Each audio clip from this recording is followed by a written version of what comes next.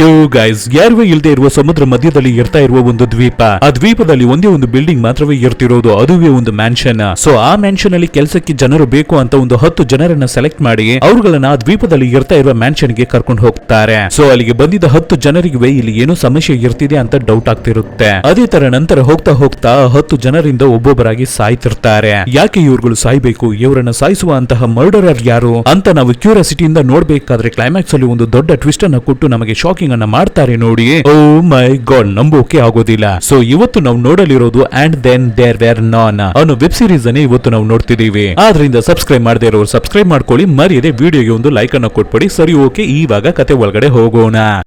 Opening scene ಅಲ್ಲಿ 1939 London ಅಲ್ಲಿ wear ಅಂತ ಒಬ್ಳು ಹುಡುಗಿ, ಅವರನ್ನೇ ನಮಗೆ ತೋರಿಸ್ತಾರೆ. ಅವರು ತುಂಬಾನೇ ಅಪ್ಸೆಟ್ ಆಗಿ ಸೈಲೆಂಟ್ ಆಗಿರ್ತಿದ್ದಾರೆ. ಅವರು ಅವರ ಪಾಸ್ಟ್ ಬಗ್ಗೆ ಯೋಚನೆ ಮಾಡ್ತಿದ್ದಾರೆ. ಯಾವುದೋ ಒಂದು ಬೀಚ್ ಸೈಡ್ ಅಲ್ಲಿ ಒಂದು ಪುಟ್ಟ ಹುಡುಗನ ಜೊತೆ ಅವರು ಇರೋ ರೀತಿ ಒಂದು ನೆನಪು ಮಾತ್ರ ಅವರಿಗೆ ಆಗ್ತಿರುತ್ತೆ. ಅದು ಏನು ವಿಷಯ, ಏನಕ್ಕಾಗಿ ಇವಾಗ ಅದ್ರ ಬಗ್ಗೆ ಯೋಚನೆ ಮಾಡಿ ನೋಡ್ತಿದ್ದಾರೆ ಅಂತ ನಮಗೆ ಇವಾಗ ಗೊತ್ತಿಲ್ಲ. ಆಮೇಲೆ ನಮ್ಮ ವೇರಾ ಈ ಎಂಪ್ಲಾಯ್ಮೆಂಟ್ ಆಫೀಸ್ ಇರುತ್ತೆ ಅಲ್ಲ, ಅಂತಹದೊಂದು ಜಾಗದಲ್ಲಿ ಆಲ್ರೆಡಿ ಇವರ ರೆಸ್ಯೂಮ್ ಅನ್ನ ಕೆಲಸಕ್ಕಾಗಿ ಕೊಟ್ಟಿರ್ತಾರೆ. ಸೊ ಇವಾಗ ನನಗೆ ಏನಾದ್ರೂ ಕೆಲಸ ಸಿಕ್ಕಿದೆಯಾ ಅಂತ ಕೇಳ್ಬೇಕಾದ್ರೆ ಅದಕ್ಕೆ ಆ ಪರ್ಸನ್ ನಿಮ್ಮ ಡಾಕ್ಯುಮೆಂಟ್ ಅನ್ನು ನೋಡ್ಬಿಟ್ಟು ಒಬ್ಬರು ನೀವೇನೇ ಕೆಲಸಕ್ಕೆ ಬೇಕು ಅಂತ ನಿಮ್ಮನ್ನ ಅಪಾಯಿಂಟ್ಮೆಂಟ್ ಮಾಡಿದ್ದಾರೆ. ಅದಕ್ಕೆ ವೇರೆ ಶಾಕ್ ಆಗ್ಬಿಟ್ಟು ಎಲ್ಲಿ ಕೆಲಸ ಅಂತ ಕೇಳ್ತಾರೆ. ಸಮುದ್ರ ಮಧ್ಯದಲ್ಲಿ ಸೋಲ್ಜರ್ ಐಲ್ಯಾಂಡ್ ಅಂತ ಒಂದು ಜಾಗ, ಅಲ್ಲಿ ದೊಡ್ಡ ಸಾವುಕಾರರು ಮಿಸ್ಟರ್ ಅಂಡ್ ಮಿಸಸ್ ಓವನ್ ಅವ್ರಗಳಿಗೆ ಸ್ವಂತವಾದ ಮ್ಯಾನ್ಷನ್ ಒಂದು ಇರ್ತಿದೆ, ಅಲ್ಲಿ ನೀವು ಸೆಕ್ರೆಟರಿ ಆಗಿ ಕೆಲಸ ಮಾಡ್ಬೇಕಂತೆ. ತಕ್ಷಣವೇ ವೇರಾನು ಆ ಮಿಸ್ಟರ್ ಅಂಡ್ ಮಿಸಸ್ ಓವನ್ ಅನ್ನ ನೀವು ನೋಡಿದೀರಾ ಅಂತ ಕೇಳಿದ್ರೆ, ಇಲ್ಲ ನಾನು ಡೈರೆಕ್ಟ್ ಆಗಿ ಎಲ್ಲ ನೋಡಿಲ್ಲ, ಎಲ್ಲವನ್ನೂ ಲೆಟರ್ ಮುಖಾಂತರವೇ ಮಾತಾಡ್ಕೊಂಡಿದೀವಿ, ನಿಮ್ಮನ್ನ ತುಂಬಾನೇ ಇಷ್ಟವಾಗ್ಬಿಟ್ಟಿದೆ ಅಂತ ಹೇಳ್ತಿದ್ದಾರೆ. ತಕ್ಷಣವೇ ಕೆಲಸಕ್ಕೆ ಬರಬೇಕು ಅಂತ ಕೇಳ್ಕೊತಿದ್ದಾರೆ. ಆದ್ರೆ ಇದನ್ನ ಕೇಳುವ ನಮ್ಮ ವೇರಾಳಿಗೆ ಒಂದು ರೀತಿ ಇರುತ್ತೆ. ಯಾಕೆಂದ್ರೆ ಸಮುದ್ರ ಮಧ್ಯದಲ್ಲಿ ಸೆಪರೇಟ್ ಆಗಿ ಲೋನ್ಲಿ ಆಗಿ ಇರ್ತಾ ಇರುವ ಒಂದು ದ್ವೀಪದಲ್ಲಿ ಇರ್ತಾ ಇರುವ ಮ್ಯಾನ್ಷನ್ ಹೌಸ್ ಅಲ್ಲಿ ಕೆಲಸ. ಸೊ ಯೋಚನೆ ಮಾಡ್ಬೇಕಾದ್ರೆ ಅದಕ್ಕೆ ಆ ಪರ್ಸನ್ ನೀವೇನೇ ಕೆಲಸಕ್ಕೆ ಬೇಕು ಅಂತ ಹೇಳ್ಬಿಟ್ಟಿದ್ದಾರೆ, ತಗೊಳ್ಳಿ ಅಡ್ವಾನ್ಸ್ ಅಂತ ಹಣವನ್ನು ಕೊಡ್ಬೇಕಾದ್ರೆ ಇವಾಗ ನಮ್ಮ ವೇರಾಳಿಗೆ ಹಣ ಬೇಕಾಗಿದೆ. ಅದರ ನೆಸೆಸಿಟಿ ತುಂಬಾನೇ ಇರ್ತಿದೆ. ಕೆಲಸಕ್ಕೆ ಜಾಯಿನ್ ಮಾಡೋಕು ಮುಂಚೆನೆ ಇಷ್ಟೊಂದು ಸ್ಯಾಲರಿನ ಕೊಡ್ತಿದ್ದಾರೆ ಅಂದ್ರೆ ನಾವು ಜಾಯಿನ್ ಆದ ಮೇಲೆ ಎಷ್ಟು ಹಣವನ್ನು ಕೊಡ್ಬೇಕು ಅವರು ಅಂತ ಯೋಚನೆ ಮಾಡಿದ ನಮ್ಮ ವೇರಾ ಕೆಲಸಕ್ಕೆ ಓಕೆ ಅಂತ ಹೇಳ್ಬಿಡ್ತಾರೆ. ಇವಾಗ ಹೇಗೆ ನಮ್ಮ ವೇರಾಳನ್ನ ಕೆಲಸಕ್ಕೆ ತಗೋತಿದಾರೋ ಅದೇ ರೀತಿನೇ ತುಂಬಾ ಜನರನ್ನ ಕೆಲಸಕ್ಕೆ ತಗೋತಾರೆ ಅಲ್ಲಿ. ನೆಕ್ಸ್ಟ್ ಒಬ್ಬರು ಏಜ್ ಆದ ಅಜ್ಜಿ, ಇವರುವೇ ಸಾವುಕಾರರು ಅನ್ಸ್ತಿದೆ. ಇವರ ಹೆಸರು ಎಮಿಲಿ. ಇವರನ್ನ ನಾವು ಅಜ್ಜಿ ಅಂತಾನೆ ಕರೆಯೋಣ. ಅವರಿಗೆ ಅಪಾಯಿಂಟ್ಮೆಂಟ್ ಆರ್ಡರ್ ಅನ್ನ ಟೈಪ್ ಮಾಡ್ತಾರೆ. ಸೊ ಅಜ್ಜಿನ ಆ ಬಿಲ್ಡಿಂಗ್ ಗೆ ಕೆಲಸಕ್ಕೆ ಹೋಗಲಿದ್ದಾರೆ. ನಂತರ ಒಬ್ಬರು ಡಾಕ್ಟರ್ ಅನ್ನು ಇನ್ವೈಟ್ ಮಾಡ್ತಾರೆ. ನಂತರ ತುಂಬಾನೇ ಏಜ್ ಆಗಿರುವ ಒಬ್ಬರು ಜಡ್ಜು ಅವರನ್ನು ಇನ್ವೈಟ್ ಮಾಡ್ತಾರೆ. ಆಮೇಲೆ ಒಬ್ಬ ನಿಶಾ ಹುಡುಗ ಯಾವಾಗ್ಲೂ ಎಣ್ಣೆ ಹಾಕ್ತಿರ್ತಾನೆ. ಅವನು ಇವಾಗ ಕೂಡ ಡ್ರಿಂಕ್ಸ್ ಅನ್ನ ಮಾಡ್ಕೊಂಡೆ ಆ ಇನ್ವಿಟೇಷನ್ ಕಾರ್ಡ್ ಅನ್ನ ನೋಡ್ತಾನೆ. ನಂತರ ಒಬ್ರು ಡಿಟೆಕ್ಟಿವ್ ಅವರು ಒಂದು ಸೆಲ್ ಡೋರ್ ಅನ್ನು ಕ್ಲೋಸ್ ಮಾಡ್ಬಿಟ್ಟು ಅವರುವೇ ಈ ಕೆಲಸಕ್ಕೆ ರೆಡಿ ಆಗ್ತಿರ್ತಾರೆ. ನಂತರ ಕೋಟ್ ಶೂಟ್ ಅನ್ನು ಹಾಕೊಂಡು ಒಬ್ಬ ಸ್ಟೈಲ್ ಆಗಿ ಇವಾಗ ತಿರುಗಿ ನೋಡ್ತಿದ್ದಾನಲ್ಲ, ಇವನೊಬ್ಬ ಸೋಲ್ಜರ್, ಇವನು ಕೂಡ ಬರ್ತಿದ್ದಾನೆ. ಆಮೇಲೆ ಮಿಲಿಟರಿಯಲ್ಲಿ ಜನರಲ್ ಆಗಿ ಇರ್ತಾ ಇರುವ ಒಬ್ಬರು ಅವರು ಕೂಡ ಬರ್ತಿದ್ದಾರೆ. ಈ ತರ ಟೋಟಲ್ ಆಗಿ 8 ಜನರನ್ನ ಇನ್ವೈಟ್ ಮಾಡ್ತಿದ್ದಾರೆ. ಸೊ ಎಲ್ಲರೂ ರೆಡಿ ಆಗ್ತಾರೆ. ಹಾಗೆ ಸೀನ್ ಅನ್ನ ಕಟ್ ಮಾಡಿದ್ರೆ ನಮ್ಮ ಬೇರೆ ಟ್ರೈನ್ ಅಲ್ಲೇ ಹೋಗ್ತಿರ್ತಾಳೆ. ಆವಾಗ ಟ್ರೈನಿನ ವಿಂಡೋದಲ್ಲಿ ಗಲ್ಲು ಶಿಕ್ಷೆಯನ್ನು ಕೊಡುವ ಹಗ್ಗ ಇರುತ್ತಲ್ಲ, ಅದೇ ಡಿಸೈನ್ ಅಲ್ಲಿ ಒಂದು ಚಿಕ್ಕ ಹಗ್ಗ ಇರುತ್ತೆ. ಅದನ್ನು ನೋಡಿ ಹೆದರಿನೇ ಬರ್ತಿರ್ತಾಳೆ. ಹಾಗಿರ್ಬೇಕಾದ್ರೆ ಅದೇ ಟ್ರೈನ್ ಅಲ್ಲಿ ಆ ಸೋಲ್ಜರ್ ಕೂಡ ಬರ್ತಿರ್ತಾನೆ. ಅವನು ಒಂಥರ ವೇರಳನ್ನ ನೋಡ್ಬೇಕಾದ್ರೆ ನಮ್ಮ ಹುಡುಗಿಗೆ ಒಂದ್ ರೀತಿ ಅನ್ಕಂಫರ್ಟಬಲ್ ಆಗಿ ಫೀಲ್ ಆಗುತ್ತೆ. ಆದ್ರಿಂದ ಆ ಟ್ರೈನ್ ನಲ್ಲಿ ಬೇರೆ ಒಂದು ಕಂಪಾರ್ಟ್ಮೆಂಟ್ ಗೆ ಹೋಗಿ ಕೂರ್ತಿರ್ತಾಳೆ. ನೋಡಿದ್ರೆ ಅಲ್ಲೇನೆ ನಮ್ಮ ದೊಡ್ಡ ಜಡ್ಜ್ ಇರ್ತಾರೆ. ಅವರುವೇ ಆ ಮ್ಯಾನ್ಷನ್ ಗೆ ತಾನೇ ಬರ್ತಿದ್ದಾರೆ. ಸೊ ಅವರ ಪಕ್ಕದಲ್ಲೇ ನಮ್ಮ ವೇರ ಕೂಡ ಕೂತ್ಕೋತಾಳೆ. ಈ ಕಡೆ ನಮ್ಮ ಡಾಕ್ಟರ್ ಅವರು ಕಾರಲ್ಲೇ ಡ್ರೈವ್ ಮಾಡಿ ಬರ್ತಿರ್ತಾರೆ. ಹಿಂದೆನೆ ನೋಡಿದ್ರೆ ನಮ್ಮ ಡ್ರಿಂಕ್ಸ್ ಪಾರ್ಟಿ ಹುಡುಗ ಸಿಕ್ಕಾಪಟ್ಟೆ ಸ್ಪೀಡ್ ಆಗಿ ಬಂದು ಡಾಕ್ಟರ್ ಅವರ ಕಾರನ್ನ ಓವರ್ಟೇಕ್ ಮಾಡೋದಕ್ಕೆ ನೋಡ್ತಾನೆ. ಡಾಕ್ಟರ್ ಎಲ್ಲಾದ್ರೂ ಗಾಡಿಯನ್ನ ಬಿಟ್ಬಿಡ್ತಿದ್ರು, ಜಸ್ಟ್ ಮಿಸಲಿ ಎಸ್ಕೇಪ್ ಆಗ್ತಾರೆ. ಆದ್ರೆ ಡ್ರಿಂಕ್ಸ್ ಪಾರ್ಟಿ ಟೋನಿ ಅದನ್ನ ಕೇರ್ ಮಾಡ್ತಿಲ್ಲ, ಅವನ ಪಾಡಿಗೆ ಹೋಗ್ತಿರ್ತಾನೆ. ಸೊ ಡಾಕ್ಟರ್ ವಿ ಅವನಿಗೆ ಬೈತಾರೆ, ಲೋ ಏನು ನೀನು ಡ್ರೈವ್ ಮಾಡ್ತಿರೋದು ಅಂತ. ಸೊ ಹಾಗಂತ ಎಲ್ಲರಿಗೂ ಒಂದು ಜಾಗಕ್ಕೆ ಬರ್ತಾರೆ. ಅದೊಂದು ಸಮುದ್ರದ ಬಾರ್ಡರ್. ಯಾಕೆಂದ್ರೆ ಅಲ್ಲಿಂದಾನೇ ಇವ್ರುಗಳು ಒಂದು ಬೋಟ್ ಅಲ್ಲಿ ಆ ಐಲ್ಯಾಂಡ್ ಗೆ ಹೋಗೋದಕ್ಕೆ ಆಗೋದು. ಒಬ್ಬರು ಪರ್ಸನ್ ಸೋಲ್ಜರ್ ಐಲ್ಯಾಂಡ್ ಅಂತ ಒಂದು ಬೋರ್ಡ್ ಅನ್ನ ಕೈಯಲ್ಲಿ ಹಿಡಿದು ನಿಂತಿರ್ತಾರೆ. ಸೊ ಅವರ ಬೋಟ್ ಅಲ್ಲಿ ಇವರು ಎಲ್ಲರೂ ಹೋಗಲಿದ್ದಾರೆ. ಯಾಕೆಂದ್ರೆ ಆ ಸೋಲ್ಜರ್ ಐಲ್ಯಾಂಡ್ ಗೆ ಬೋಟ್ ಅನ್ನ ಡ್ರೈವ್ ಮಾಡಿ ಹೋಗೋದು ಈ ಒಬ್ಬ ವ್ಯಕ್ತಿ ಮಾತ್ರವೇ. ಸೊ ಬಂದಿದ್ದ 8 ಜನರು ಒಬ್ಬರಿಗೊಬ್ಬರು ಇಂಟ್ರೋ ಕೊಟ್ಕೊಂಡು ಚೆನ್ನಾಗಿ ಮಾತಾಡ್ಬಿಟ್ಟು ಆ ಬೋಟ್ ಅಲ್ಲಿ ಹತ್ತಿ ಐಲ್ಯಾಂಡ್ ಅಲ್ಲಿ ಇರ್ತಾ ಇರುವ ಮ್ಯಾನ್ಷನ್ ಗೆ ಹೊರಡುತ್ತಾರೆ. ಅದನ್ನ ನೋಡೋಕೆನೆ ಸಮುದ್ರ ಮಧ್ಯದಲ್ಲಿ ಒಂದು ದೊಡ್ಡ ದ್ವೀಪ. ಆ ದ್ವೀಪದಲ್ಲಿ ಒಂದೇ ಒಂದು ಒಂಟಿ ಮನೆ ಮಾತ್ರವೇ ಇರ್ತಿರೋದು. ಸೊ ಆ ಮ್ಯಾನ್ಷನ್ ತುಂಬಾನೇ ಲೋನ್ಲಿ ಆದ ಜಾಗ ಅನ್ನೋ ರೀತಿ ಕಾಣ್ತಿರುತ್ತೆ. ಈ ರೀತಿ ಇವ್ರುಗಳು ಬರ್ತಿರ್ಬೇಕಾದ್ರೆ ಆ ಮ್ಯಾನ್ಷನ್ ಅಲ್ಲಿ ಆಲ್ರೆಡಿ ಇಬ್ಬರು ಇರ್ತಿದ್ದಾರೆ. ಮನೆ ಕೆಲಸಗಾರರು ಒಬ್ಬರು ಮತ್ತೆ ಅವರ ಹೆಂಡತಿ. ಸೊ ಅವರಿಬ್ಬರುವೇ ಬರೋರಿಗೆಲ್ಲರೂ ಊಟ ಮಾಡೋದಕ್ಕಾಗಿ ಡೈನಿಂಗ್ ಟೇಬಲ್ ಅನ್ನೆಲ್ಲ ರೆಡಿ ಮಾಡ್ತಿರ್ತಾರೆ. ಅದ್ರಲ್ಲೂ ಆ ಕೆಲಸದವರ ಹೆಂಡತಿ ಇರ್ತಿದಾರಲ್ಲ, ಏನಿಕೋ ತಿನ್ನೋದಕ್ಕೆ ಮೇವನ್ನ ಹಾಕ್ತಿರ್ತಾರೆ ನೋಡಿ. ಒಂದು ದೊಡ್ಡ ತೂತು, ಅದ್ರ ಒಳಗಡೆ ಪಕ್ಷಿಗಳೆಲ್ಲ ಹಾರ್ತಿರುತ್ತೆ. ಹಾಗೆ ಇವರು ಮೇವು ಹಾಕ್ತಿರ್ತಾರೆ. ಇದನ್ನ ನಾವು ನೋಡ್ಬೇಕಾದ್ರೆ ಇವಾಗ ಈ ಜಾಗಕ್ಕೆ ಬರ್ತಿದ್ದಾರೆ ಅಲ್ವಾ 8 ಜನರು, ಅವ್ರಗಳಿಗೆ ಏನೋ ಒಂದು ಈ ಜಾಗದಲ್ಲಿ ಅಪಾಯ ನಡೆಯಲಿದೆ ಅನ್ನೋ ರೀತಿ ಫೀಲ್ ಆಗ್ತಿದೆ ಅಲ್ವಾ. ನಂತರ 8 ಜನರು ಐಲ್ಯಾಂಡ್ ಗೆ ಬಂದ್ಬಿಡ್ತಾರೆ. ಅವ್ರುಗಳು ಅಲ್ಲಿಗೆ ಬಂದಿದ್ದ ತಕ್ಷಣವೇ ಆ ಕೆಲಸದವರು ಮತ್ತೆ ಅವರ ಹೆಂಡತಿ ಇವರನ್ನು ಆಡ್ ಮಾಡಿ ಕೌಂಟ್ ಮಾಡಿದ್ರೆ ಟೋಟಲ್ ಆಗಿ 10 ಜನರು ಈ ಐಲ್ಯಾಂಡ್ ಅಲ್ಲಿ ಇರ್ತಿದ್ದಾರೆ. ಸೊ ಆ ಕೆಲಸದವರು ಬಂದಿರೋರನ್ನ ನೋಡಿ ವೆಲ್ಕಮ್ ಟು ಸೋಲ್ಜರ್ ಐಲ್ಯಾಂಡ್ ಅಂತ ಹೇಳ್ತಾರೆ. ನಂತರ ಎಲ್ಲರನ್ನು ಆ ಮ್ಯಾನ್ಷನ್ ಗೆ ಕರ್ಕೊಂಡು ಹೋಗ್ತಿರ್ತಾರೆ. ಆ ಮ್ಯಾನ್ಷನ್ ಐಲ್ಯಾಂಡಿನ ಮಧ್ಯದಲ್ಲಿ ಇರ್ತಿದೆ. ಆದ್ರಿಂದ ಸ್ವಲ್ಪ ದೂರ ಇವ್ರುಗಳು ನಡೆದೇನೆ ಹೋಗ್ಬೇಕು. ಅದೇ ತರನೇ ನಡೆದು ಆ ಮ್ಯಾನ್ಷನ್ ಹತ್ರನು ಬಂದ್ಬಿಡ್ತಾರೆ. ಬೋಟ್ ಅಲ್ಲಿ ಎಲ್ಲರನ್ನು ಕರ್ಕೊಂಡ್ ಬಂದ್ರಲ್ವಾ ಒಬ್ಬರು ಪರ್ಸನ್, ಅವರು ಇವಾಗ ಬ್ಯಾಗ್ಸ್ ಅನ್ನ ತಗೊಂಡ್ ಬರ್ತಿರ್ತಾರೆ. ಅವರು ಫಟ್ ಅಂತ ಬ್ಯಾಗ್ ಅನ್ನ ಕೆಳಗಡೆ ಇಟ್ಬಿಟ್ಟು ಇದ್ರ ಮೇಲೆ ನನ್ನ ಕೈಯಲ್ಲಿ ಬರೋದಕ್ಕೆ ಆಗೋದಿಲ್ಲ ಅಂತ ಹೇಳಿ ಅಲ್ಲಿಂದ ಹೋಗ್ಬಿಡ್ತಾರೆ. ಸೊ ಡಾಕ್ಟರ್ ಅವರ ಬ್ಯಾಗ್ ಅನ್ನ ಅವರೇ ತಗೊಂಡು ನಡೆಯೋದಕ್ಕೆ ಶುರು ಮಾಡ್ತಾರೆ. ಆದ್ರೆ ನಮ್ಮ ಜಡ್ಜ್ ಅವರು ಇರ್ತಿದಾರಲ್ಲ, ಅವರಿಗೆ ತುಂಬಾನೇ ಏಜ್ ಆಗ್ಬಿಟ್ಟಿದೆ. ಆದ್ರಿಂದ ಅವರಿಗೆ ಎತ್ಕೊಂಡು ನಡೆಯೋದಕ್ಕೆ ಆಗೋದಿಲ್ಲ. ಹಾಗಿರ್ಬೇಕಾದ್ರೇನೆ ನಮ್ಮ ಡಿಟೆಕ್ಟಿವ್ ಇರ್ತಿದಾರಲ್ಲ, ನಾನು ಹೆಲ್ಪ್ ಮಾಡ್ತೀನಿ ಅಂತ ಹೇಳಿ ಜಡ್ಜ್ ಅವರ ಬ್ಯಾಗ್ ಅನ್ನ ತಗೊಂಡು ನಡೀತಾರೆ. ಈ ರೀತಿ ಎಲ್ಲರಿಗೂ ನಡೆದು ಆ ಮ್ಯಾನ್ಷನ್ ಗೆ ಹೋಗ್ತಾ ಇರೋದನ್ನ ವಿಚಿತ್ರವಾಗಿ ಹಿಂದೆ ನಿಂತು ಬೋಟ್ ಅನ್ನು ಓಡಿಸ್ಕೊಂಡ್ ಬಂದ್ನಲ್ವಾ ವ್ಯಕ್ತಿ, ಒಂದ್ ರೀತಿ ವಿಚಿತ್ರವಾಗಿ ನೋಡ್ಬಿಟ್ಟು ಅಷ್ಟೇ ಅವನು ಅಲ್ಲಿಂದ ಹಾಗೆ ಹೊರಟು ಬಿಡ್ತಾನೆ. ಇವಾಗ ಟೋಟಲ್ ಆಗಿ ಐಲ್ಯಾಂಡ್ ಅಲ್ಲಿ 10 ಜನರು ಇರ್ತಾ ಇರೋದು. ಹೊಸದಾಗಿ ಬಂದಿರುವ 8 ಜನರು ಪ್ಲಸ್ ಆಲ್ರೆಡಿ ಅಲ್ಲಿ ಕೆಲಸ ಮಾಡ್ತಿದ್ದ ಕೆಲಸದವರು ಮತ್ತೆ ಅವರ ಹೆಂಡತಿ. ಸೊ ಆ ಮ್ಯಾನ್ಷನ್ ಒಳಗಡೆ ಇವಾಗ 8 ಜನರು ಬಂದ್ಬಿಡ್ತಾರೆ. ಆವಾಗ ಕೆಲಸದ ಅಂಕಲ್, ನೀವು ಬಂದಿದ್ರಲ್ಲಿ ತುಂಬಾನೇ ಖುಷಿ ಆಗ್ತಿದೆ, ಆದ್ರೆ ಇವಾಗ ಮಿಸ್ಟರ್ ಅಂಡ್ ಮಿಸಸ್ ಓವನ್ ಹೊರಗಡೆ ಹೋಗಿದ್ದಾರೆ. ಸೊ ಇವತ್ತು ರಾತ್ರಿ ಡಿನ್ನರ್ ಗೆ ಬಂದು ನಮ್ಮ ಜೊತೆ ಜಾಯ್ನ್ ಆಗ್ಬಿಡ್ತಾರೆ. ಆದ್ರಿಂದ ನೀವು ಎಲ್ಲರೂ ನಿಮ್ಮ ರೂಮಿಗೆ ಹೋಗಿ ಸೆಟ್ಲ್ ಆಗಿ ಇವತ್ತಿನ ದಿನ ಡಿನ್ನರ್ ಅಲ್ಲಿ ನಾವು ಎಲ್ಲರೂ ಮತ್ತೆ ಭೇಟಿಯಾಗೋಣ ಅಂತ ಹೇಳ್ಬೇಕಾದ್ರೆ ಎಲ್ಲರೂ ಅವರವರಿಗೆ ಅಂತ ಕೊಟ್ಟಿರುವ ರೂಮಿಗೆ ಹೋಗಿ ಸೇರ್ಕೋತಾರೆ. ಆದ್ರೆ ಎಲ್ಲಾ ರೂಮ್ ಅಲ್ಲೂ ಒಂದು ಫ್ರೇಮ್ ಹಾಕಿರುತ್ತೆ. ಅದರಲ್ಲಿ ಒಂದು ಕತೆ ಕೂಡ ಬರ್ದಿರುತ್ತೆ. 10 ಸೋಲ್ಜರ್ಸ್ ಒಂದು ಡೈನಿಗೆ ಹೋದ್ರು, ಅಂದ್ರೆ ಊಟ ಮಾಡೋದಕ್ಕಾಗಿ ಹೋದ್ರು. ಆಗಿರ್ಬೇಕಾದ್ರೆ ಒಬ್ಬರಿಗೆ ಗಂಟಲಲ್ಲಿ ಊಟ ಸಿಕ್ಕಿ ಅವರು ಸತ್ತೋಗ್ಬಿಟ್ರು. ಬ್ಯಾಲೆನ್ಸ್ 9 ಜನರು ಮಾತ್ರವೇ ಇರ್ತಿದ್ರು. ಆ 9 ಜನರಲ್ಲೂ ಒಬ್ಬರು ತುಂಬಾ ಹೊತ್ತು ನಿದ್ದೆ ಮಾಡಿನೇ ನಿದ್ದೆಯಲ್ಲಿ ಸತ್ತೋಗ್ಬಿಟ್ರು. ಬ್ಯಾಲೆನ್ಸ್ 8 ಜನರು ಇರ್ತಿದ್ರು. ನಂತರ ಒಬ್ಬರು ಸೋಲ್ಜರ್ ಅಲೋನಾಗಿ ಇರ್ತಿರ್ಬೇಕಾದ್ರೆ ಸತ್ತೋಗ್ಬಿಟ್ರು. ನಂತರ ಒಬ್ಬರು ಸೋಲ್ಜರ್ ಮರವನ್ನ ಕಡಿತಿರ್ಬೇಕಾದ್ರೆ ತನಗೆ ತಾನೇ ಹೊಡ್ಕೊಂಡು ಸತ್ತೋಗ್ಬಿಟ್ಟ. ನೆಕ್ಸ್ಟ್ ಒಬ್ಬ ಸೋಲ್ಜರು ಜೇನು ಹುಳಗಳು ಕಚ್ಚಿ ಸತ್ತೋಗ್ಬಿಟ್ಟ. ನಂತರ ಒಬ್ಬ ಸೋಲ್ಜರ್ ಕಾನೂನು ಕ್ರೈಮ್ ಅಲ್ಲಿ ಸಿಗಾಕೊಂಡು ಸತ್ತೋಗ್ಬಿಟ್ಟ. ಒಬ್ಬ ಸಮುದ್ರಕ್ಕೆ ಬಿದ್ದು ಸತ್ತೋಗ್ಬಿಟ್ಟ. ಇನ್ನೊಬ್ಬ ಝೂಗೆ ಹೋಗಿರ್ಬೇಕಾದ್ರೆ ಅಲ್ಲಿರುವ ಕರಡಿ ಹತ್ರ ಸಿಗಾಕೊಂಡು ಸತ್ತೋಗ್ಬಿಟ್ಟ. ನಂತರ ಬ್ಯಾಲೆನ್ಸ್ ಇರುವ ಇಬ್ಬರು ಸೋಲ್ಜರ್ಸ್ ಅಲ್ಲಿ ಒಬ್ಬ ಇನ್ನೊಬ್ಬನನ್ನ ಕೊಂದ್ಬಿಟ್ಟು ಒಬ್ಬ ಮಾತ್ರ ಲಾಸ್ಟ್ ಆಗಿ ಅಲೋನ್ ಆಗಿರ್ತಿದ್ದ. ಅವನು ಕೂಡ ಒಬ್ಬೊಂಟಿಯಾಗಿ ಇದ್ದು ಅದನ್ನ ತಡ್ಕೊಳ್ಳೋದಕ್ಕೆ ಆಗದೆ ತನ್ನನ್ನ ತಾನೇ ಕೊಂದ್ಕೊಂಡು ಸತ್ತೋಗ್ಬಿಟ್ಟ. ಹೀಗಂತೂ ಒಂದು ಪೋಯಂ ಇರ್ತಿದೆ. ಆದ್ರೆ ಅದನ್ನ ಒಂದು ಸ್ಟೋರಿಯಾಗಿ ಫ್ರೇಮ್ ಹಾಕಿ ಅಲ್ಲಿ ಹಾಕಿಟ್ಟಿದ್ದಾರೆ. ಇದನ್ನ ನಮ್ಮ ವೇರನು ನೋಡ್ತಾರೆ. ಇದು ಯಾವ್ದೋ ಜಸ್ಟ್ ಕತೆ ಅಂತ ನಾರ್ಮಲ್ ಆಗಿ ಅನ್ಕೊಂಡು ಅದನ್ನ ಬಿಟ್ಬಿಡ್ತಾರೆ. ಸೊ ರೂಮಿಗೆ ಬಂದು ಅವರವರ ಕೆಲಸವನ್ನ ಮಾಡ್ತಿರ್ತಾರೆ. ಜಡ್ಜು ಟ್ಯಾಬ್ಲೆಟ್ಸ್ ಅನ್ನೆಲ್ಲ ಹಾಕುತ್ತಾರೆ. ಡಾಕ್ಟರ್ ಬೆಡ್ ಅಲ್ಲಿ ಮಲಗಿರ್ತಾರೆ. ಏನು ಅಂತ ಗೊತ್ತಾಗ್ತಿಲ್ಲ, ಅವರ ಕೈಯೆಲ್ಲ ನಡುಕ್ತಿರುತ್ತೆ. ಇನ್ನೊಂದು ಕಡೆ ಆ ಟೋನಿ ಹುಡುಗ ನಿಶೆ ಹತ್ತಿಸ್ಕೊತಿರ್ತಾನೆ. ನಂತರ ಸೋಲ್ಜರ್ ಜೊತೆಗೇನೆ ಗನ್ನನ್ನ ತಗೊಂಡ್ ಬಂದಿದ್ದಾನೆ ಅನ್ಸುತ್ತೆ. ಅದನ್ನ ಡ್ರಾಯರ್ ಅಲ್ಲಿ ಹೌಸಿಡ್ತಾನೆ. ನಂತರ ನಮ್ಮ ಜನರಲ್ ಅವರ ವೈಫ್ ಜೊತೆ ಇರುವ ಫೋಟೋವನ್ನ ತೆಗೆದು ಅಲ್ಲಿರುವ ಟೇಬಲ್ ಮೇಲೆ ಮಡಗ್ತಾರೆ. ನಂತರ ಕೆಲಸದಂಕಲ ಹೆಂಡತಿ ಇರ್ತಿದಾರಲ್ಲ, ಅವರು ಆ ಸಾವುಕಾರ ಅಜ್ಜಿ ಇರ್ತಿದಾರಲ್ಲ, ಅವರಿಗೆ ಡ್ರೆಸ್ ಅನ್ನೆಲ್ಲ ಹಾಕಿ ಕೊಡ್ತಿರ್ತಾರೆ. ಆ ಅಜ್ಜಿ ಕೂತಿದ್ದ ಜಾಗದಲ್ಲೇ ಚೆನ್ನಾಗಿ ಕೆಲಸ ಮಾಡಿಸ್ತಿರುತ್ತೆ. ಜೊತೆಗೇನೆ ಆ ಅಜ್ಜಿ ತುಂಬಾ ವಿಷಯಗಳ ಬಗ್ಗೆ ಮಾತಾಡ್ತಿರ್ತಾರೆ. ಅದ್ರ ಬಗ್ಗೆ ಕೇಳಿಸ್ಕೋಬೇಕಾದ್ರೇನೆ ನಾವು ಚೆನ್ನಾಗಿ ಅರ್ಥ ಮಾಡ್ಕೋಬಹುದು. ಈ ಅಜ್ಜಿಗೆ ತುಂಬಾನೇ ರೇಸಿಸಂ ಜಾಸ್ತಿ. ಬ್ರಿಟಿಷ್ ಅವರೇ ಮೇಲೆ, ಮಿಕ್ಕಿರೋರೆಲ್ಲ ನಮಗೆ ಕೆಳಗಡೆ ಅನ್ನೋ ರೀತಿಯ ಥಾಟ್ ಈ ಅಜ್ಜಿಗೆ. ನಂತರ ಎಲ್ಲರೂ ರೆಡಿಯಾಗಿ ಡಿನ್ನರ್ ಗೆನೆ ಬರ್ತಾರೆ. ಆವಾಗ ನಮ್ಮ ವೇರ ಏನನ್ನ ಮಾಡ್ತಾರೆ ಅಂದ್ರೆ, ಅಲ್ಲಿ ಒಂದು ರೂಮ್ ಇರುತ್ತೆ. ಇದೇನಿದು ರೂಮ್ ಅಂತ ಅದ್ರ ಡೋರ್ ನ ಓಪನ್ ಮಾಡೋದಕ್ಕೆ ಹೋಗ್ಬೇಕಾದ್ರೆ ಫಟ್ ಅಂತ ಆ ಕೆಲಸದವರ ಹೆಂಡತಿ ಇರ್ತಿದಾರಲ್ಲ, ಅವರು ಅಲ್ಲಿಗೆ ಬಂದು, ಮೇಡಮ್ ನೀವು ಆ ರೂಮ್ ಒಳಗಡೆ ಎಲ್ಲ ಹೋಗ್ಬಾರ್ದು, ಅಂದ್ರೆ ಡೈನಿಂಗ್ ಹಾಲ್ ಕೆಳಗಡೆ ಇರ್ತಾ ಇದೆ, ನೀವು ಕೆಳಗಡೆ ಹೋಗಿ ಅಂತ ಹೇಳಿ ಡೈವರ್ಟ್ ಮಾಡಿ ನಮ್ಮ ವೇರಲನ್ನ ರೂಮ್ ಒಳಗಡೆ ಹೋಗದೆ ಇರೋ ರೀತಿ ಮಾಡ್ತಾರೆ. ಆಮೇಲೆ ಆ ರೂಮ್ ಒಳಗಡೆ ನೋಡಿದ್ರೆ ನಮ್ಮ ಕೆಲಸದ ಅಂಕಲೇ ಇರ್ತಾರೆ. ಒಳಗಡೆ ಏನನ್ನು ಮಾಡ್ಬಿಟ್ಟು ಹೊರಗಡೆ ಬಂದು ಡೋರ್ ಅನ್ನ ಲಾಕ್ ಮಾಡ್ಬಿಟ್ಟು ಎಲ್ಲವೂ ಪಕ್ಕವಾಗಿ ಇರ್ತಿದೆ ಅಂತ ಹೇಳಿ ಆ ಕೆಲಸದ ಅಂಕಲ್ ಮತ್ತೆ ಅವರ ಹೆಂಡತಿ ಇಬ್ಬರು ಡೈನಿಂಗ್ ಹಾಲ್ ಗೆ ಹೋಗ್ತಾರೆ. ಸೊ ಬಂದಿರುವ 8 ಜನರುವೆ ಆ ಡೈನಿಂಗ್ ಟೇಬಲ್ ಅಲ್ಲಿ ಕೂತು ಊಟವನ್ನ ಮಾಡೋದಕ್ಕೆ ಶುರು ಮಾಡ್ತಾರೆ. ಆವಾಗ ಕೆಲಸದ ಅಂಕಲ್ ಮತ್ತೆ ಅವರ ಹೆಂಡತಿ ಇವ್ರುಗಳು ತಿನ್ನೋದಕ್ಕಾಗಿ ಊಟವನ್ನ ತಂದು ಕೊಡ್ಬೇಕಾದ್ರೆ ಎಲ್ಲರೂ ಚೆನ್ನಾಗಿದೆ ಅಂತ ಚೆನ್ನಾಗಿ ತಿನ್ಕೋತಿರ್ತಾರೆ. ಆವಾಗ್ಲೇ ನಮ್ಮ ವೇರನು ಒಂದು ವಿಷಯವನ್ನ ನೋಟ್ ಮಾಡ್ತಾರೆ. ಆ ಕಥೆಯಲ್ಲಿ ಬಂದಿದ್ದ ರೀತಿನೇ 10 ಸೋಲ್ಜರ್ಸ್ ಇನ ಗೊಂಬೆ ಆ ಡೈನಿಂಗ್ ಟೇಬಲ್ ಮೇಲೆ ಇರುತ್ತೆ. ಆದ್ರಿಂದ ಒಂದು ಡೌಟ್ ಬಂದು ಎಲ್ಲರ ಹತ್ರನೂ ಹೇಳ್ಬೇಕಾದ್ರೆ ಮಿಕ್ಕಿರೋರು ಯಾರು ಇದನ್ನ ನಂಬೋದಕ್ಕೆ ರೆಡಿ ಆಗಿಲ್ಲ. ಇದು ಜಸ್ಟ್ ಡೆಕೋರೇಷನ್ ಗಾಗಿದ್ದ ಒಂದು ವಿಷಯನೇ, ಯಾರು ಇದನ್ನ ನೋಡಿ ಕನ್ಫ್ಯೂಷನ್ ಆಗ್ಬೇಡ, ಚೆನ್ನಾಗಿ ತಿನ್ನಿ ಅಂತ ಹೇಳಿ ಎಲ್ಲರೂ ಊಟ ಮಾಡ್ತಿರ್ತಾರೆ. ಆ ರೀತಿ ಊಟ ಮಾಡ್ಕೊಂಡು ಒಬ್ಬರ ಜೊತೆ ಒಬ್ಬರು ಚೆನ್ನಾಗಿ ಮಾತಾಡಿ ಮಿಂಗಲ್ ಆಗ್ತಾರೆ. ಆದ್ರೆ ಆ ರೀತಿ ಅವ್ರುಗಳು ಮಾತಾಡ್ಕೋಬೇಕಾದ್ರೇನೆ ನಮಗೆ ಒಂದು ವಿಷಯ ಗೊತ್ತಾಗ್ಲಿಕ್ಕೆ ಬರುತ್ತೆ. ಇವ್ರುಗಳಿಗೆಲ್ಲರನ್ನು ಈ ಜಾಗಕ್ಕೆ ಇನ್ವೈಟ್ ಮಾಡಿದ್ದಾರೆ ಅಲ್ವಾ, ಆದ್ರೆ ಒಬ್ಬೊಬ್ಬರನ್ನು ಬೇರೆ ಬೇರೆ ವಿಷಯಕ್ಕಾಗಿ ಇಲ್ಲಿ ಇನ್ವೈಟ್ ಮಾಡಿದ್ದಾರೆ. ನಮ್ಮ ವೇರಲ್ಲನ ಈ ಜಾಗದಲ್ಲಿ ಕೆಲಸ ಇದೆ ಅಂತ ಕರೆದಿದ್ದಾರೆ. ಮತ್ತೆ ನಮ್ಮ ಹುಡುಗ ಟೋನಿ ಡ್ರಿಂಕ್ಸ್ ಪಾರ್ಟಿ, ಅವನಿಗೆ ಈ ಜಾಗದಲ್ಲಿ ಒಂದು ದೊಡ್ಡ ಸರಿಯಾದ ಪಾರ್ಟಿ ನಡೆಯಲಿದೆ, ಇಲ್ಲಿಗೆ ಬಾ ಅಂತ ಇನ್ವೈಟ್ ಮಾಡಿದ್ದಾರೆ. ಅದಕ್ಕಾಗಿನೇ ಹುಡುಗ ಕೂಡ ಬಂದಿದ್ದಾನೆ. ಸೊ ಈ ರೀತಿನೇ ಇವರು ಎಲ್ಲರನ್ನು ಈ ಜಾಗಕ್ಕೆ ಬರ್ಸೋದಕ್ಕಾಗಿ ಯಾವುದೋ ಸಿಲ್ಲಿ ಕಾರಣಗಳನ್ನ ಹೇಳಿ ಇಲ್ಲಿಗೆ ಬರ್ಸಿರೋ ರೀತಿ ಕಾಣ್ತಿದೆ. ಆದ್ರಿಂದ ಕೆಲಸದ ಅಂಕಲ್ ಹತ್ರ ಮಿಸ್ಟರ್ ಅಂಡ್ ಮಿಸಸ್ ಓವನ್ ಈ ಜಾಗದಲ್ಲಿ ಇಲ್ವಾ ಅಂತ ಕೇಳ್ಬೇಕಾದ್ರೆ, ಇಲ್ಲ ಅವ್ರಗಳ ಕೈಯಲ್ಲಿ ಇವತ್ತು ಬರೋದಕ್ಕೆ ಆಗೋದಿಲ್ಲ ಅನ್ಸುತ್ತೆ ಅಂತ ಹೇಳಿದ ತಕ್ಷಣವೇ ಆ ಅಜ್ಜಿ, ಹಾಗಾದ್ರೆ ಫಸ್ಟ್ ಅವರಿಗೆ ಕಾಲ್ ಮಾಡಿ ಕೇಳೋದು ತಾನೆ, ಈ ಐಲ್ಯಾಂಡ್ ಅಲ್ಲಿ ಫೋನ್ ಎಲ್ಲ ಇಲ್ಲ, ಏನೇ ಇದ್ರು ಲೆಟರ್ ಮುಖಾಂತರವೇ ಮಾತಾಡ್ಕೋಬೇಕು, ಮತ್ತೆ ಇವತ್ತು ತುಂಬಾನೇ ಲೇಟ್ ಆಗ್ಬಿಟ್ಟಿದೆ, ಆದ್ರಿಂದ ಇವತ್ತು ಅವರು ಬರೋದೇ ಇಲ್ಲ, ನಾಳೆ ಬೆಳಗ್ಗೆನೆ ಬರ್ತಾರೆ. ಸೊ ಇದನ್ನ ಕೇಳಿದ ಎಲ್ಲರಿಗೂ ಲೈಟ್ ಆಗಿ ಡೌಟ್ ಬರ್ತಿರುತ್ತೆ. ಅವಾಗ ಫಟ್ ಅಂತ ನಮ್ಮ ಡ್ರಿಂಕ್ಸ್ ಪಾರ್ಟಿ ಟೋನಿ, ನನ್ನನ್ನ ಪಾರ್ಟಿ ಅಂತ ಹೇಳಿ ಈ ಜಾಗಕ್ಕೆ ಕರೆದಿದ್ದಾರೆ. ನಾನು ಈ ಜಾಗಕ್ಕೆ ಬಂದು ನೋಡಿದ್ರೆ ಎಲ್ಲರೂ ಓಲ್ಡ್ ಪೀಸ್ ಗಳಾಗಿರ್ತಿದ್ದೀರಲ್ಲ, ಪಾರ್ಟಿ ಎಂಜಾಯ್ಮೆಂಟ್ ಈ ಜಾಗದಲ್ಲಿ ಇಲ್ವಲ್ಲ ಅಂತ ಅವ್ನು ಹೇಳ್ಬೇಕಾದ್ರೆ ಫಟ್ ಅಂತ ನಮ್ಮ ಡಾಕ್ಟರ್, ಹೇ ನೀನು ತಾನೇ ಕಾರನ್ನ ಸ್ಪೀಡ್ ಆಗಿ ಡ್ರೈವ್ ಮಾಡಿ ನನ್ನನ್ನು ಓವರ್ಟೇಕ್ ಮಾಡ್ತೀನಿ ಅಂತ ನನ್ನನ್ನು ಬೀಳ್ಸೋದಕ್ಕೆ ನೋಡ್ದವನು, ನಿನ್ನಿಂದ ನನ್ನ ಕಾರು ಕ್ರಾಶ್ ಆಗ್ಬಿಡ್ತಿತ್ತು. ಅಯ್ಯಪ್ಪ ನಾನೇನ್ ಮಾಡ್ಲಿ, ನೀವು ಸ್ಲೋ ಆಗಿ ಒಳ್ಳೆ ಆಮೆ ರೀತಿ ಹೋಗ್ತಿದ್ರೆ ಆದ್ರಿಂದಾನೇ ನಾನು ಓವರ್ಟೇಕ್ ಮಾಡಿ ಹೋಗಿದ್ದು, ನನ್ನ ಮೇಲೆಲ್ಲ ಏನುವೇ ತಪ್ಪಿಲ್ಲ ಅಂತ ಒಬ್ಬರಿಗೊಬ್ಬರು ಚೇಂಜ್ ಮಾಡಿ ಬೈಕೊಂಡು ಜಗಳ ಮಾಡ್ಕೊತಿರ್ತಾರೆ. ಆದ್ರೆ ಸದ್ಯ ಆ ಜಾಗದಲ್ಲಿ ಜಡ್ಜ್ ಅವರು ಇರ್ತಿದ್ದಾರೆ. ಸೊ ಅವರು ಇಲ್ಲಿ ನೋಡಿ ಗಾಯ್ಸ್ ಪ್ಲೀಸ್ ಜಗಳ ಮಾಡ್ಕೋಬೇಡಿ, ಈ ಜಾಗದಲ್ಲಿ ಲೇಡೀಸ್ ಎಲ್ಲ ಇರ್ತಿದ್ದಾರೆ, ತಕ್ಷಣವೇ ಸಮಾಧಾನವಾಗಿ ಅಂತ ಹೇಳ್ಬೇಕಾದ್ರೆ ಇಬ್ಬರೇ ಒಬ್ಬರಿಗೊಬ್ಬರು ಕೈಯನ್ನ ಕೊಟ್ಕೊಂಡು ಸಮಾಧಾನವಾಗ್ತಾರೆ. ಆದ್ರೆ ಒಳಗಡೆ ಇನ್ನ ಉರಿತಾ ಇರುತ್ತೆ ನಮ್ಮ ಡಾಕ್ಟರ್ ಅವರಿಗೆ. ಅದರ ನಂತರ ಎಲ್ಲರೂ ಊಟವನ್ನ ಮಾಡಿ ಕಂಪ್ಲೀಟ್ ಮಾಡ್ಬಿಟ್ಟು ಅವರವರ ಕೆಲಸವನ್ನ ಮಾಡ್ತಿರ್ಬೇಕಾದ್ರೆ ಫಟ್ ಅಂತ ಸ್ಪೀಕರ್ ಇಂದ ಏನೋ ಒಂದು ಸದ್ದಾಗ್ತಿರುತ್ತೆ. ಇಲ್ಲಿಗೆ ಬಂದಿರೋ ನಿಮ್ಮ ಎಲ್ಲರಿಗೂ ಇಷ್ಟೊತ್ತಿಗೆ ಈ ಜಾಗಕ್ಕೆ ಏನಕ್ಕಾಗಿ ಬಂದಿದ್ದೀರಾ ಅಂತ ಕನ್ಫ್ಯೂಷನ್ ಬರೋದಕ್ಕೆ ಶುರು ಆಗಿರುತ್ತೆ ಅನ್ಸುತ್ತೆ.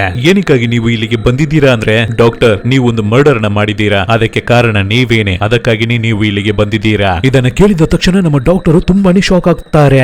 ನಂತರ ಅಜ್ಜಿ ಎಮಿಲಿ ನೀವೇನೆ, ನೀವು ನಿಮ್ಮ ಕೆಳಗಡೆ ಒಬ್ಬರು ಕೆಲಸ ಮಾಡ್ತಿದ್ರು, ಅವರನ್ನ ನೀವು ಕೊಂದಿದ್ದೀರಾ, ಅದಕ್ಕಾಗಿನೇ ಇಲ್ಲಿಗೆ ಬಂದಿದ್ದೀರಾ. ಅಜ್ಜಿ ಅವರುವೇ ಇದನ್ನ ಕೇಳಿ ತುಂಬಾನೇ ಶಾಕ್ ಆಗ್ತಾರೆ. ನಂತರ ನಮ್ಮ ಡಿಟೆಕ್ಟಿವ್ ಅವರುವೇ ಒಂದು ಮರ್ಡರ್ ನ ಮಾಡಿದಾರಂತೆ, ಅವರುವೇ ಶಾಕ್ ಆಗ್ತಾರೆ. ಆಮೇಲೆ ನಮ್ಮ ಬೇರೆ ಅವಳ ಹೆಸರನ್ನ ಹೇಳಿ ಅವಳುವೇ ಒಂದು ಮರ್ಡರ್ ನ ಮಾಡಿದವಳೆ ಅಂತ ಹೇಳ್ತಾರೆ. ಹೀಗಂತ ಅಲ್ಲಿಗೆ ಬಂದಿರೋ 8 ಜನರು ಮಾತ್ರ ಇಲ್ಲ, ಅಲ್ಲಿ ಕೆಲಸ ಮಾಡ್ತಿದ್ರಲ್ವಾ ಆಲ್ರೆಡಿ ಕೆಲಸದ ಅಂಕಲ್ ಮತ್ತೆ ಅವರ ಹೆಂಡತಿ, ಅವರ ಹೆಸರನ್ನ ಕೂಡ ಹೇಳಿ ಅವರುಗಳು ಕೂಡ ಮರ್ಡರ್ ನ ಮಾಡಿದ್ದಾರೆ ಅಂತ ಹೇಳ್ತಾರೆ. ಹಾಗಾದ್ರೆ ಇವಾಗ ಈ ಮ್ಯಾನ್ಷನ್ ಅಲ್ಲಿ ಇರ್ತಾ ಇರುವ ಈ 10 ಜನರುವೇ ಮರ್ಡರರ್ಸೇ, ಒಬ್ಬೊಬ್ಬರುವೇ ಅವರ ಲೈಫ್ ಅಲ್ಲಿ ಒಂದೊಂದು ಮರ್ಡರ್ ನ ಮಾಡಿದ್ದಾರೆ. ಅದಕ್ಕಾಗಿನೇ ನೀವು ಎಲ್ಲರೂ ಈ ಜಾಗಕ್ಕೆ ಬಂದಿದ್ದೀರಾ ಅಂತ ಒಂದು ವಿಷಯ ಸ್ಪೀಕರ್ ಇಂದ ಕೇಳಿಸ್ತಾನೆ ಇರುತ್ತೆ. ಆದ್ರಿಂದ ಎಲ್ಲರೂ ಗಾಬರಿಯಾಗಿ ಈ ಸದ್ದು ಎಲ್ಲಿಂದ ಬರ್ತಿದೆ ಅಂತ ತಿಳ್ಕೊಳ್ಳೋದಕ್ಕಾಗಿ ಬೇಗನೆ ಒಂದು ಡೋರ್ ಹತ್ರ ಹೋಗ್ತಾರೆ. ಹಾಗಿರ್ಬೇಕಾದ್ರೆ ಇನ್ನೊಂದು ಕಡೆ ಆ ಕೆಲಸದ ಅಂಕಲ್ ಮತ್ತೆ ಅವರ ಹೆಂಡತಿ, ಅವರ ಇಬ್ಬರ ಹೆಸರನ್ನು ಹೇಳಿದ್ರಿಂದ ಹೆಂಡತಿ ಅವರು ಅಳ್ತಿರ್ತಾರೆ. ನಾನು ಹೇಳ್ದೆ ಇಲ್ಲ ನಾವಿಬ್ಬರು ಇವಾಗ ಸಿಗಾಕೋಬಿಟ್ಟಿದೀವಿ ಅಂತ ಅಳ್ತಿರ್ತಾರೆ. ಆವಾಗ ಕೆಲಸದ ಅಂಕಲ್ ನಿಧಾನಕ್ಕೆ ಅವರ ಹೆಂಡತಿ ಹತ್ರ ಹೋಗಿ ಅವರಿಗೆ ಹೊಡಿತಾರೆ. ಹಾಗೆ ಸೀನ್ ಕಟ್ ಆಗುತ್ತೆ. ಅದೇ ಸಮಯದಲ್ಲಿ ಈ ಕಡೆ ನೋಡ್ಬೇಕಾದ್ರೆ ಒಂದು ರೂಮ್ ಡೋರ್ ಅನ್ನು ಹೊಡೆದು ಯಾರೋ ಇದನ್ನ ಮಾತಾಡ್ತಿರೋದು ಅಂತ ಒಳಗಡೆ ಹೋಗಿ ನೋಡಿದ್ರೆ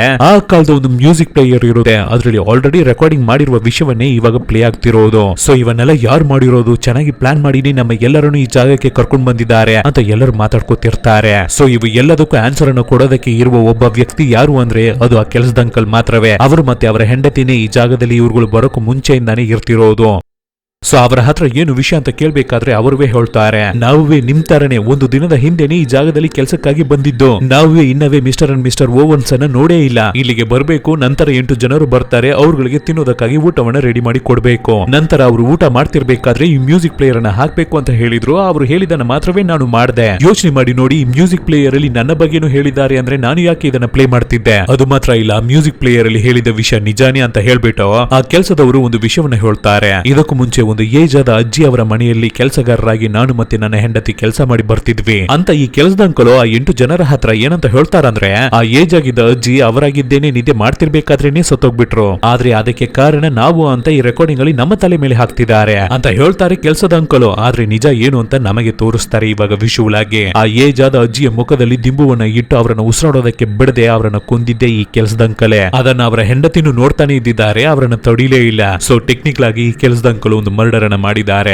ಆವಾಗ ಟೋನಿ ಡ್ರಿಂಕ್ಸ್ ಪಾರ್ಟಿ ನಾನೇನೋ ಇಬ್ಬರು ಹುಡುಗರನ್ನು ಕೊಂದ್ಬಿಟ್ಟಿ ಅಂತ ಆಡಿಯೋ ರೆಕಾರ್ಡಿಂಗ್ ಅಲ್ಲಿ ಹೇಳ್ತಿದಾರಲ್ಲ, ಆ ರೀತಿ ಒಂದು ಘಟನೆ ನಡೆದಿದ್ದಾಗಿ ನನಗೆ ಜ್ಞಾಪಕವೇ ಇಲ್ವಲ್ಲ ಅಂತ ಹೇಳ್ಬೇಕಾದ್ರೆ ಆವಾಗ ತಕ್ಷಣವೇ ಡಾಕ್ಟರ್ ನಾನು ಕೊಂದ್ಬಿಟ್ಟೆ ಅಂತ ಹೇಳಲಾಗುವ ವ್ಯಕ್ತಿ ತುಂಬಾನೇ ಸೀರಿಯಸ್ ಕಂಡೀಷನ್ ಅಲ್ಲಿ ಏಟಾಗಿ ಗಾಯವಾಗಿ ಬಂದ್ರು, ಅವರಿಗೆ ಬೇಗನೆ ಸರ್ಜರಿಯನ್ನ ಮಾಡಬೇಕಾಗಿತ್ತು, ಆದ್ರಿಂದ ನಾನು ಅವರಿಗೆ ಸರ್ಜರಿಯನ್ನ ಮಾಡಿದೆ. ಸೊ ಸರ್ಜರಿ ಮಾಡ್ಬೇಕಾದ್ರೆ ಕೆಲವೊಬ್ರು ಸಾಯ್ತಾರೆ, ಕೆಲವೊಬ್ರು ಜೀವಂತವಾಗಿ ಬಂದ್ಬಿಡ್ತಾರೆ, ಅದಕ್ಕೆ ನಾನು ಏನು ಮಾಡೋದಕ್ಕೆ ಆಗುತ್ತೆ. ನಂತರ ನಮ್ಮ ಜನರಲ್ ಇಲ್ಲಿ ನೋಡಿ ಆರ್ಮಿಯಲ್ಲಿ ಸೋಲ್ಜರ್ಸ್ ಗಳನ್ನ ವಾರ್ಗೆ ಕಳ್ಸಿಕೊಡುವ ಕೆಲಸವನ್ನ ನಾನೇ ಮಾಡ್ತಿದ್ದೆ. ಆ ರೀತಿ ನಾನು ಕಳ್ಸಿಕೊಟ್ಟಿದ್ದ ಸೋಲ್ಜರ್ ಒಬ್ಬ ವಾರಲ್ಲಿ ಸತ್ತೋಗ್ಬಿಟ್ಟ. ನಮ್ಮ ನಾಡಿಗಾಗೂ ನಮ್ಮ ಜನರಿಗಾಗೂ ಸತ್ತೋಗಿದ್ದ ಹುಡುಗನ ಸಾವು ಹೇಗೆ ನನ್ನ ತಲೆ ಮೇಲೆ ಬೀಳುತ್ತೆ, ಅದಕ್ಕೆ ಕಾರಣ ಹೇಗೆ ನಾನು ಆಗ್ತೀನಿ ಅಂತ ಕ್ವಶನ್ ಮಾಡ್ತಿರ್ತಾರೆ. ಆವಾಗ ಜಡ್ಜ್ ಅವರು ಒಬ್ಬ ತಪ್ಪೊಂದನ್ನ ಮಾಡ್ದ, ಸೊ ಅವನಿಗೆ ಗಲ್ಲು ಶಿಕ್ಷೆನ ಕೊಟ್ಟೆ, ಅವನು ಸತ್ತೋಗ್ಬಿಟ್ಟ, ಅದಕ್ಕೆ ನಾನು ಹೇಗೆ ಕಾರಣವಾಗ್ತೀನಿ, ಅವನು ತಪ್ಪನ್ನ ಮಾಡಿದಕ್ಕಾಗಿ ಸತ್ತೋಗಿದ್ದಾನೆ, ಒಂದು ಜಡ್ಜ್ ಆಗಿರುವ ನನ್ನನ್ನ ಹೇಗೆ ಮರ್ಡರ್ ನ ಮಾಡಿದೆ ಅಂತ ಹೇಳೋದಕ್ಕೆ ಆಗುತ್ತೆ. ನಂತರ ನಮ್ಮ ಡಿಟೆಕ್ಟಿವ್ ಒಬ್ಬ ಜೈಲ್ ಕೈದಿಯನ್ನು ಹೊಡೆದು ಚೆಚ್ಚದ್ರಂತೆ. ಅವನು ಆ ಸಮಯದಲ್ಲಿ ಚೆನ್ನಾಗಿ ಕುಡಿದಿದ್ದಂತೆ. ಸೊ ಅವನು ಮಾಡ್ಕೊಂಡಿದ್ದ ವಾಮಿಟಿ ಅವನ ಗಂಟಲಲ್ಲಿ ಸಿಗಾಕೋಬಿಟ್ಟು ಅವನು ಸತ್ತೋಗ್ಬಿಟ್ಟ,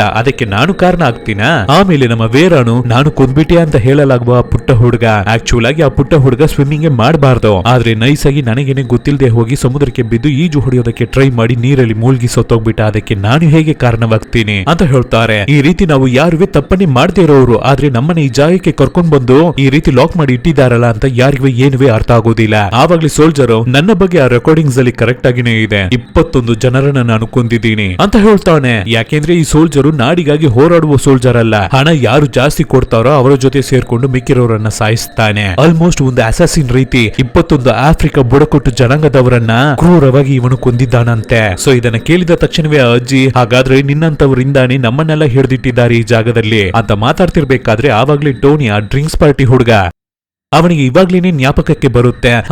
ಇಬ್ಬರು ಹುಡುಗರು ಜ್ಞಾಪಕ ಬರ್ತಿದೆ. ರಾತ್ರಿ ಹೊತ್ತು ನಾನು ಸ್ಪೀಡ್ ಆಗಿ ಕಾರಲ್ಲಿ ಹೋಗ್ತಿದ್ನ, ಅವಾಗ ಗೊತ್ತಿಲ್ಲದೆ ಆ ಹುಡುಗರ ಮೇಲೆ ಗಾಡಿಯನ್ನ ಬಿಟ್ಬಿಟ್ಟೆ. ಯಾರಾದ್ರೂ ರಾತ್ರಿ ಹೊತ್ತು ಅವರ ಮಕ್ಕಳನ್ನ ರೋಡಲ್ಲಿ ಆಟ ಆಡೋದಕ್ಕೆ ಬಿಡ್ತಾರಾ? ಅದು ಅವರ ಪೇರೆಂಟ್ಸ್ ತಪ್ಪು, ನನ್ನ ಮೇಲೆಲ್ಲ ಯಾವುದೇ ರೀತಿಯ ತಪ್ಪು ಇಲ್ಲ, ನಾನು ಕಾರನ್ನ ಸ್ಲೋ ಆಗಿನೇ ಡ್ರೈವ್ ಮಾಡಿ ಬಂದೆ ಅಂತ ಇವನು ಹೇಳ್ಬೇಕಾದ್ರೆ ಪಕ್ಕದಲ್ಲಿ ನಿಂತಿರುವ ಡಾಕ್ಟರ್ ಇವನನ್ನ ಹಾಗೆ ಗುರಾಯಿಸಿ ನೋಡ್ತಾರೆ. ಯಾಕೆಂದ್ರೆ ಈ ಟೋನಿ ಕಾರನ್ನ ಸ್ಲೋ ಆಗಿ ಓಡಿಸೋದೇ ಇಲ್ಲ, ಅವನು ಸ್ಪೀಡ್ ಆಗಿ ಓಡಿಸಿರೋದನ್ನ ಇವರು ಆಲ್ರೆಡಿ ನೋಡ್ಬಿಟ್ಟಿದ್ದಾರೆ. ಆದ್ರೆ ಈ ಟೋನಿ ನಾನೆಲ್ಲ ಕಾರನ್ನ ಸ್ಪೀಡ್ ಆಗಿ ಡ್ರೈವ್ ಮಾಡ್ಲಿಲ್ಲ, ಆ ಮಕ್ಕಳ ಪೇರೆಂಟ್ಸ್ ಮೇಲೇನೆ ತಪ್ಪು ಅಂತ ಹೇಳ್ಬಿಟ್ಟು ಕೈಯಲ್ಲಿರುವ ನೀರನ್ನು ಕುಡಿತಾನೆ. ಫಟ್ ಅಂತ ಗಂಟು ಲಾಕ್ ಆಗ್ಬಿಡುತ್ತೆ. ಅವನ ಬಾಯಿಂದ ರಕ್ತ ಹರಿದು ಆ ಜಾಗದಲ್ಲಿ ಕೆಳಗಡೆ ಬಿದ್ದು ಸತ್ತೇ ಹೋಗ್ಬಿಡ್ತಾನೆ ಹುಡುಗ.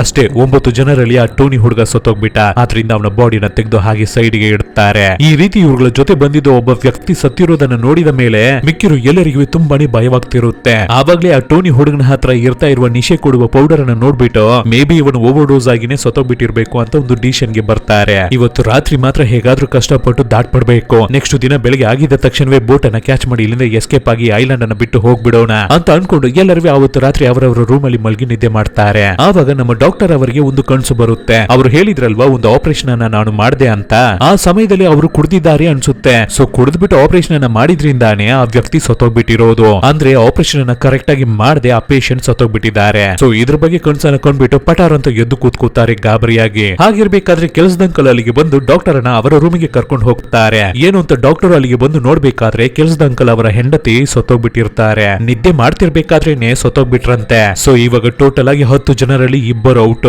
ಆಮೇಲೆ ಆ ಟೋನಿ ಹುಡುಗ ಡ್ರಿಂಕ್ಸ್ ಪಾರ್ಟಿ ಸತ್ತೋಗ್ಬಿಟ್ನಲ್ವಾ, ಅವನ ಬಾಯಿಯಿಂದ ಏನೋ ಡಿಫ್ರೆಂಟ್ ಆಗಿ ಸ್ಮೆಲ್ ಬರ್ತಿರುತ್ತೆ. ಅದನ್ನು ಸರ್ಚ್ ಮಾಡುವ ನಮ್ಮ ಡಿಟೆಕ್ಟಿವ್ ಆವಾಗ್ಲೇನೆ ಒಂದು ವಿಷಯವನ್ನ ಕಂಡುಹಿಡಿತಾರೆ. ಆ ಹುಡುಗ ಏನು ಓವರ್ ಡೋಸ್ ಆಗಿ ಸತ್ತಿಲ್ಲ, ಪ್ಲಾನ್ ಮಾಡಿ ಅವನಿಗೆ ವಿಷವನ್ನ ಕೊಟ್ಟು ಕೊಂದಿದ್ದಾರೆ ಅಂತ. ನಂತರ ಡಾಕ್ಟರ್ ಅಲ್ಲಿಂದ ಹೋಗ್ಬೇಕಾದ್ರೆ ಫಟ್ ಅಂತ ಜಾಗಕ್ಕೆ ಬಂದಿದ್ದ ವೇರ ಡಾಕ್ಟರ್ ಅನ್ನ ಕರೀತಾರೆ. ಬೇಗನೆ ಇಲ್ಲಿಗೆ ಬಂದು ನೋಡಿ ಅಂತ ಹೇಳ್ಬೇಕಾದ್ರೆ ಸ್ಟ್ರೈಟ್ ಆಗಿ ಡೈನಿಂಗ್ ಹಾಲ್ ಗೆ ಹೋಗ್ತಾರೆ. ಅಲ್ಲಿ ಡೈನಿಂಗ್ ಟೇಬಲ್ ಮೇಲೆ 10 ಸೋಲ್ಜರ್ ಗೊಂಬೆ ಇರ್ತಿತ್ತು. ಆದ್ರೆ ಇವಾಗ ಅದರಲ್ಲಿ 8 ಗೊಂಬೆಗಳು ಮಾತ್ರವೇ ಇರ್ತಿದೆ, 2 ಮಿಸ್ ಆಗ್ಬಿಟ್ಟಿದೆ, 2 ಕಾಣ್ತಿಲ್ಲ. ಆವಾಗ ಡಾಕ್ಟರ್ ವೇ ನೀನು ಏನನ್ನ ಹೇಳೋದಕ್ಕೆ ಟ್ರೈ ಮಾಡ್ತಿದ್ಯಾ, ಅರ್ಥವಾಗ್ತಿಲ್ವಲ್ಲ ಅಂತ ಕೇಳಿದ್ರೆ, ಇಲ್ಲ ಕಥೆಯಲ್ಲಿ ಹೇಳಿದ ರೀತಿನೇ ನಾವು ಟೋಟಲ್ ಆಗಿ 10 ಜನರು ಈ ಬಿಲ್ಡಿಂಗ್ ಒಳಗಡೆ ಇರ್ತಾ ಇದ್ವಿ, ಅದ್ರಲ್ಲಿ ಇಬ್ಬರು ಸತ್ತೋಗ್ಬಿಟ್ಟಿದ್ದಾರೆ, ಬ್ಯಾಲೆನ್ಸ್ ಇವಾಗ 8 ಜನರು ಮಾತ್ರವೇ ಜೀವಂತವಾಗಿ ಇರ್ತಿದೀವಿ. ಅದೇ ತರ ಇಲ್ಲಿ 2 ಗೊಂಬೆಗಳು ಮಿಸ್ ಆಗ್ಬಿಟ್ಟಿದೆ, 8 ಗೊಂಬೆಗಳು ಇಲ್ಲಿ ಇರ್ತಿದೆ. ಸೊ ಇವು ನಮ್ಮನ್ನೇ ತೋರಿಸ್ಕೊಡ್ತಿದೆ, ಒಬ್ಬೊಬ್ಬರು ಸಾಯ್ಬೇಕಾದ್ರೆ ಇಲ್ಲಿ ಇರುವ ಗೊಂಬೆಗಳು ಒಂದೊಂದಾಗಿ ಕಡಿಮೆ ಆಗ್ತಿದೆ ಅಂತ ಹೇಳ್ಬೇಕಾದ್ರೆ ಡಾಕ್ಟರ್ ಅವರು ಇದನ್ನ ದೊಡ್ಡದಾಗಿ ಸೀರಿಯಸ್ ಆಗಿ ತಗೋತಿಲ್ಲ. ಆದ್ರೆ ನಮ್ಮ ವೇರ ಚೆನ್ನಾಗಿ ಪ್ಲಾನ್ ಮಾಡಿ ನಮ್ಮ ಎಲ್ಲರನ್ನು ಈ ಜಾಗಕ್ಕೆ ಕರ್ಕೊಂಡು ಬಂದು ಒಬ್ಬೊಬ್ಬರಾಗಿ ಕೊಳ್ತಿದ್ದಾರೆ ಅನ್ನೋ ವಿಷಯವನ್ನ ಕರೆಕ್ಟ್ ಆಗಿ ಅರ್ಥ ಮಾಡ್ಕೊತಾಳೆ.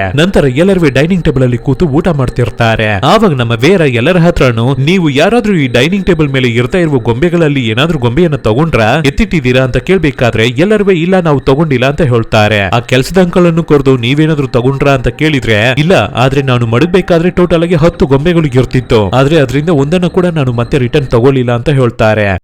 ಸೊ ವೇರನು ಇವಾಗ್ಲೇನೆ ಎಲ್ಲರಿಗೂ ಹೇಳ್ತಾಳೆ, ನಮ್ಮ ಎಲ್ಲರ ರೂಮ್ ಅಲ್ಲೂ ಒಂದು ಪೋಯಂ ಇರ್ತಿತ್ತು ನೋಡಿದ್ರ, ಅದ್ರಲ್ಲಿ ಇರುವ ಕಥೆಯನ್ನು ನೋಡಿದ್ರ, ಟೋಟಲ್ ಆಗಿ 10 ಸೋಲ್ಜರ್ಸ್ ಇರ್ತಿದ್ರು, ಆ 10 ಸೋಲ್ಜರ್ಸ್ ನಾವು. ಆ ಕಥೆಯಲ್ಲಿ ಬರುವ ಫಸ್ಟ್ ವ್ಯಕ್ತಿ ಸತ್ತಿದ್ದು ಊಟ ಗಂಟ್ಲಲ್ಲಿ ಸಿಗಾಕೊಂಡೇ ಸತ್ತಿದ್ದು. ಅದೇ ತರನೇ ಇಲ್ಲಿ ಸತ್ತೋಗಿದ್ದ ಟೋನಿ ಕೂಡ ಅವನು ನೀರನ್ನು ಕುಡಿಬೇಕಾದ್ರೆ ಸತ್ತೋಗ್ಬಿಟ್ಟ.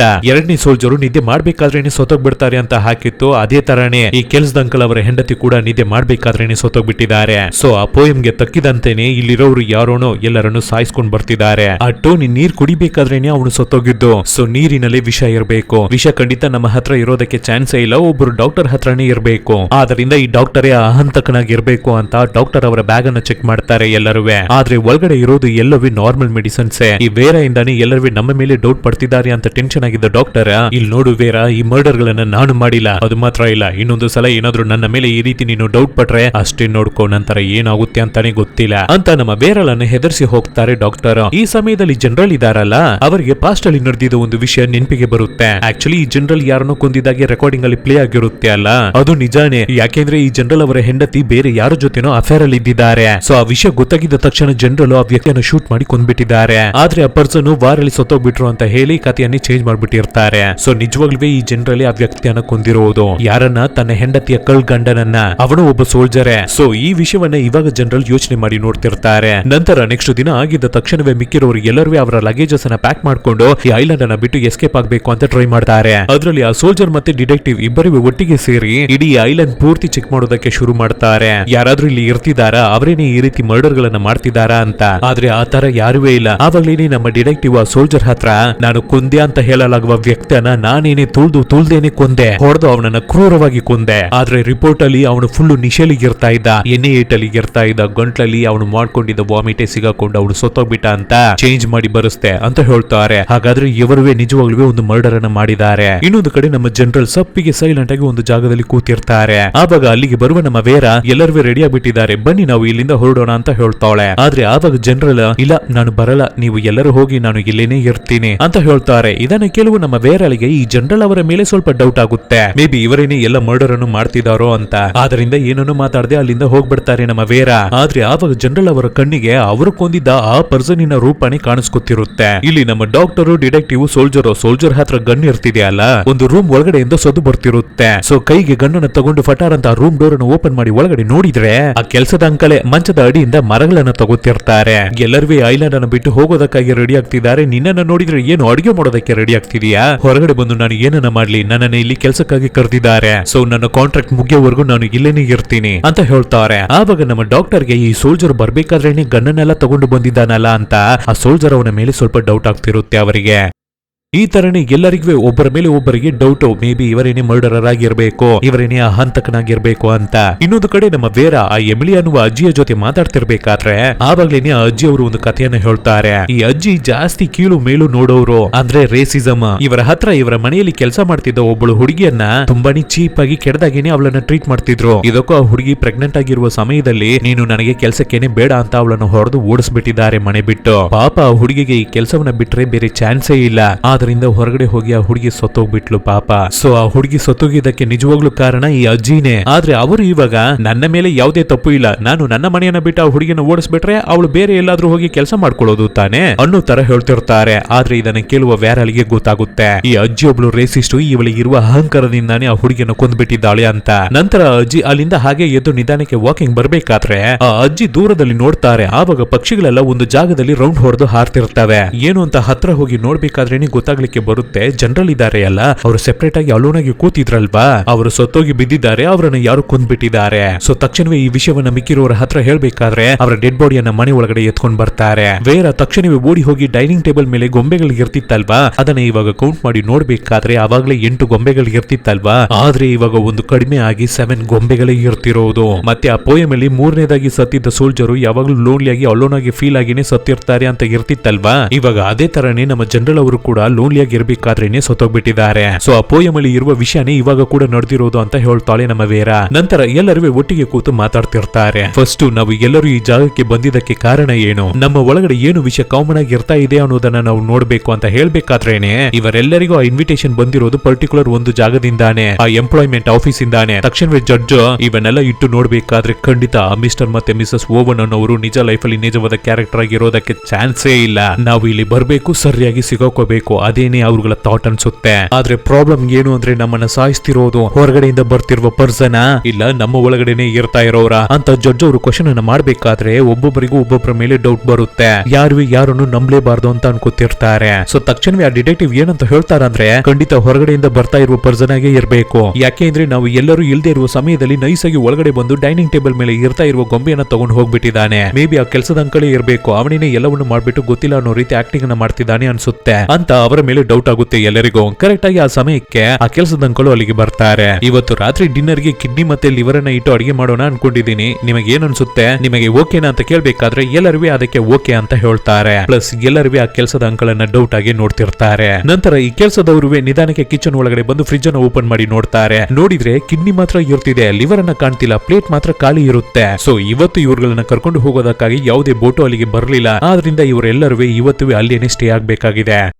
ಆದ್ರಿಂದ ಎಲ್ಲರೂ ಅವರವರ ರೂಮಿಗೆ ಹೋಗೋಕು ಮುಂಚೆ ಒಬ್ಬರಿಗೊಬ್ಬರು ಮುಖ ನೋಡ್ಕೋತಾರೆ. ಯಾರು ಮರ್ಡರರ್ ಅಂತ ಯಾರಿಗೂ ಗೊತ್ತಾಗ್ತಿಲ್ಲ. ಸೊ ಎಲ್ಲರೂ ಮಲಗಿ ನಿದ್ದೆ ಮಾಡ್ತಿರ್ಬೇಕಾದ್ರೆ ಸಡನ್ ಆಗಿ ಮಧ್ಯರಾತ್ರಿಯಲ್ಲಿ ಡಾಕ್ಟರ್ ಅವರು ಎಲ್ಲರೂ ಬನ್ನಿ, ಎಲ್ಲರೂ ಬೇಗ ಬನ್ನಿ ಅಂತ ಕಿರ್ಚ್ಕೊತಾರೆ. ಸೊ ಏನು ಅಂತ ಎಲ್ಲರೂ ಗಾಬರಿಯಾಗಿ ಓಡಿ ಬಂದು ನೋಡಿದ್ರೆ ಆ ಕೆಲಸದ ಅಂಕಲ್ ಇರ್ತಿದಾರಲ್ಲ, ಅವರು ಕ್ರೂರವಾಗಿ ಸತ್ತು ಬಿದ್ದಿರ್ತಾರೆ. ಅದ್ರಲ್ಲೂ ಅವರನ್ನ ಮರ ಕಡಿಯುವ ಕೊಡ್ಲಿಯಿಂದಾನೇ ಕೊಂದಿದ್ದಾರೆ. ಸೊ ಡಾಕ್ಟರ್ ಇವಾಗ ನಮ್ಮ ವೇರ ಹತ್ರ, ವೇರ ನೀನು ಹೇಳೋದನ್ನ ಇವಾಗ ನಾನು ನಂಬ್ತೀನಿ, ಯಾಕೆಂದ್ರೆ ನೆಕ್ಸ್ಟ್ ಸೋಲ್ಜರು ಮರವನ್ನ ಕಡಿತಿರ್ಬೇಕಾದ್ರೆ ತನ್ನನ್ನ ತಾನೇ ಕಡ್ದು ಕುಂತ್ಕೊಂಡ್ಬಿಟ್ಟ ಅಂತ ಪೋಯಮ್ ಅಲ್ಲಿ ಹಾಕಿತ್ತು. ಅದೇ ತರನೇ ಈ ಕೆಲಸದ ಅಂಕಲ್ ಕೂಡ ಇವಾಗ ಸತ್ತಿದ್ದಾರೆ. ಸೊ ಆ ಪೋಯಮ್ ಅಲ್ಲಿ ಬರೋ ರೀತಿನೇ 1 by 1 ನಾವೆಲ್ಲರೂ ಸಾಯ್ತೀವಿ ಅಂದ್ರೆ ನೆಕ್ಸ್ಟ್ ಸೋಲ್ಜರ್ ಜೇನ್ ಹುಳಗಳಿಂದ ಕಚ್ಚಿಸ್ಕೊಂಡು ಸಾಯ್ತಾನೆ. ಆದ್ರೆ ಈ ಐಲ್ಯಾಂಡ್ ಅಲ್ಲಿ ಒಂದು ಜೇನ್ ಗೂಡು ಕೂಡ ಇಲ್ಲ. ಆದ್ರಿಂದ ಏನು ಎಂತ ಅಂತಾನೆ ಇವ್ರಿಗೆ ಅರ್ಥ ಆಗ್ತಿಲ್ಲ. ಅದು ಮಾತ್ರ ಇಲ್ಲ, ಇವಾಗ ಕೂಡ ಒಂದು ಗೊಂಬೆ ಕಾಣೆಯಾಗ್ಬಿಟ್ಟಿರುತ್ತೆ. ಸೊ ಇನ್ ಮುಂದೆ ನಾವು ಎಲ್ಲರೂ ಜೋಪಾನವಾಗಿ ಇರೋಣ ಅಂತ ಎಲ್ಲರೂ ತುಂಬಾನೇ ಕಾನ್ಶಿಯಸ್ ಆಗಿರ್ತಾರೆ. ಆವಾಗ ನಮ್ಮ ವೇರ ಮತ್ತೆ ಡೈನಿಂಗ್ ಟೇಬಲ್ ಹತ್ರ ಹೋಗ್ಬೇಕಾದ್ರೆ ಆ ಜಾಗದಲ್ಲಿ ಮತ್ತೆ ಇನ್ನೊಂದು ಗೊಂಬೆ ಕಡಿಮೆ ಆಗ್ಬಿಟ್ಟಿರುತ್ತೆ. ಹಾಗಾದ್ರೆ ನಮ್ಮಲ್ಲಿ ಇನ್ನೊಬ್ರು ಯಾರೋ ಸತ್ತೋಗ್ಬಿಟ್ಟಿದ್ದಾರೆ ಅಂತ ಅರ್ಥ ಮಾಡ್ಕೊಂಡ ನಮ್ಮ ವೇರ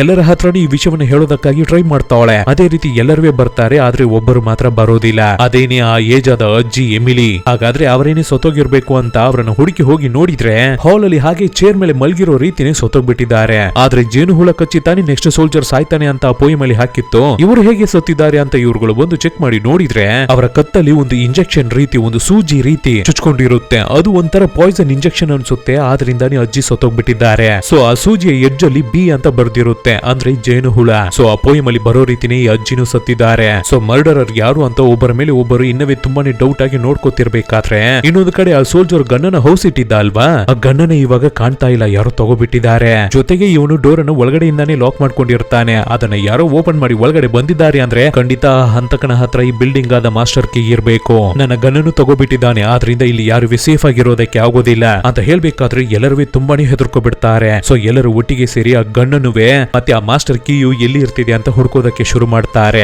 ಆದ್ರೆ ಇವ್ರುಗಳು ಎಷ್ಟೇ ಹುಡುಕಿದ್ರು ಅದು ಎಲ್ಲಿ ಇರ್ತಿದೆ ಅಂತ ಇವ್ರುಗಳ ಕೈಯಲ್ಲಿ ಕಂಡು ಹಿಡಿಯೋದಕ್ಕೆ ಆಗ್ತಿಲ್ಲ. ನಂತರ ಎಲ್ಲರೂ ಡೈನಿಂಗ್ ಟೇಬಲ್ ಅಲ್ಲಿ ಕೂತು ಊಟ ಮಾಡ್ತಿರ್ತಾರೆ. ಆವಾಗ ಆ ಟೇಬಲ್ ಮೇಲೆ 5 ಸೋಲ್ಜರ್ ಗೊಂಬೆ ಮಾತ್ರವೇ ಇರುತ್ತೆ. ಕರೆಕ್ಟ್ ಆಗಿ ಇವ್ರುಗಳು 5 ಜನರು ಮಾತ್ರವೇ ಜೀವಂತವಾಗಿರ್ತಾರೆ. ಅದ್ರ ಜೊತೆಗೇನೆ ನಮಗೆ ಒಂದು ವಿಷಯವನ್ನು ತೋರಿಸ್ತಾರೆ. ಆ ಮ್ಯಾನ್ಷನಿನ ಫ್ಲೋರ್ ಅಲ್ಲಿ ಒಂದು ಪೋಲಾರ್ ಬೇರ್ ಚರ್ಮ ಮತ್ತೆ ಅದರ ತಲೆ ಇರುತ್ತೆ. ನಿಜವಾದ ಪೋಲಾರ್ ಕರಡಿಯನ್ನ ಆ ರೀತಿ ಮಾಡಿಟ್ಟಿರ್ತಾರೆ. ನೋಡಿದ್ರೆ ಆ ಕರಡಿಯ ಬಾಯಿಯ ಒಳಗಡೆನೆ ಆ ಸೋಲ್ಜರ್ ಅವನ ಗಣ್ಣುವೆ ಮತ್ತೆ ಮಾಸ್ಟರ್ ಕೀಯುವೆ ಇರುತ್ತೆ. ಆದ್ರೆ ಅದನ್ನ ಇವ್ರುಗಳು ಕಂಡಿಡಿಲೇ ಇಲ್ಲ. ಹೇಗಾದ್ರೂ ಇಲ್ಲಿಂದ ಹೋದ್ರೆ ಸಾಕು ಅಂತ ಅನ್ಕೋತಿರ್ತಾರೆ. ಆದ್ರಿಂದ ಹೊರಗಡೆ ಹೋಗಿ ಬೆಂಕಿಯನ್ನು ಕತ್ಸಿ ಅದರಿಂದ ಬರುವ ಸ್ಮೋಕ್ ಮುಖಾಂತರ ಈ ಕಡೆ ಸಮುದ್ರದಲ್ಲಿ ಹೋಗುವ ಶಿಪ್ಸ್ ಇಲ್ಲ ಪ್ಲೇನ್ ಹಾರಿ ಏನಾದ್ರೂ ಹೋಗ್ಬೇಕಾದ್ರೆ ಈ ಸ್ಮೋಕ್ ಅನ್ನು ನೋಡ್ಬಿಟ್ಟು ನಮಗೆ ಹೆಲ್ಪ್ ಮಾಡೋದಕ್ಕೆ ಬರ್ಬಹುದು ಅಂತ ಅನ್ಕೋತಿರ್ತಾರೆ. ಆದ್ರೆ ಇವಾಗ ಅದನ್ನ ಅವ್ರಗಳ ಕೈಯಲ್ಲಿ ಮಾಡೋದಕ್ಕೆ ಆಗೋದಿಲ್ಲ, ಯಾಕೆಂದ್ರೆ ಹೊರಗಡೆ ಜೋರು ಬಿರುಗಾಳಿ ಬೀಸುತ್ತಿರುತ್ತೆ. ಸೊ ಇವ್ರುಗಳು ಏನೇ ಮಾಡಿದ್ರು ಅದು ವರ್ಕೌಟ್ ಆಗೋದಿಲ್ಲ.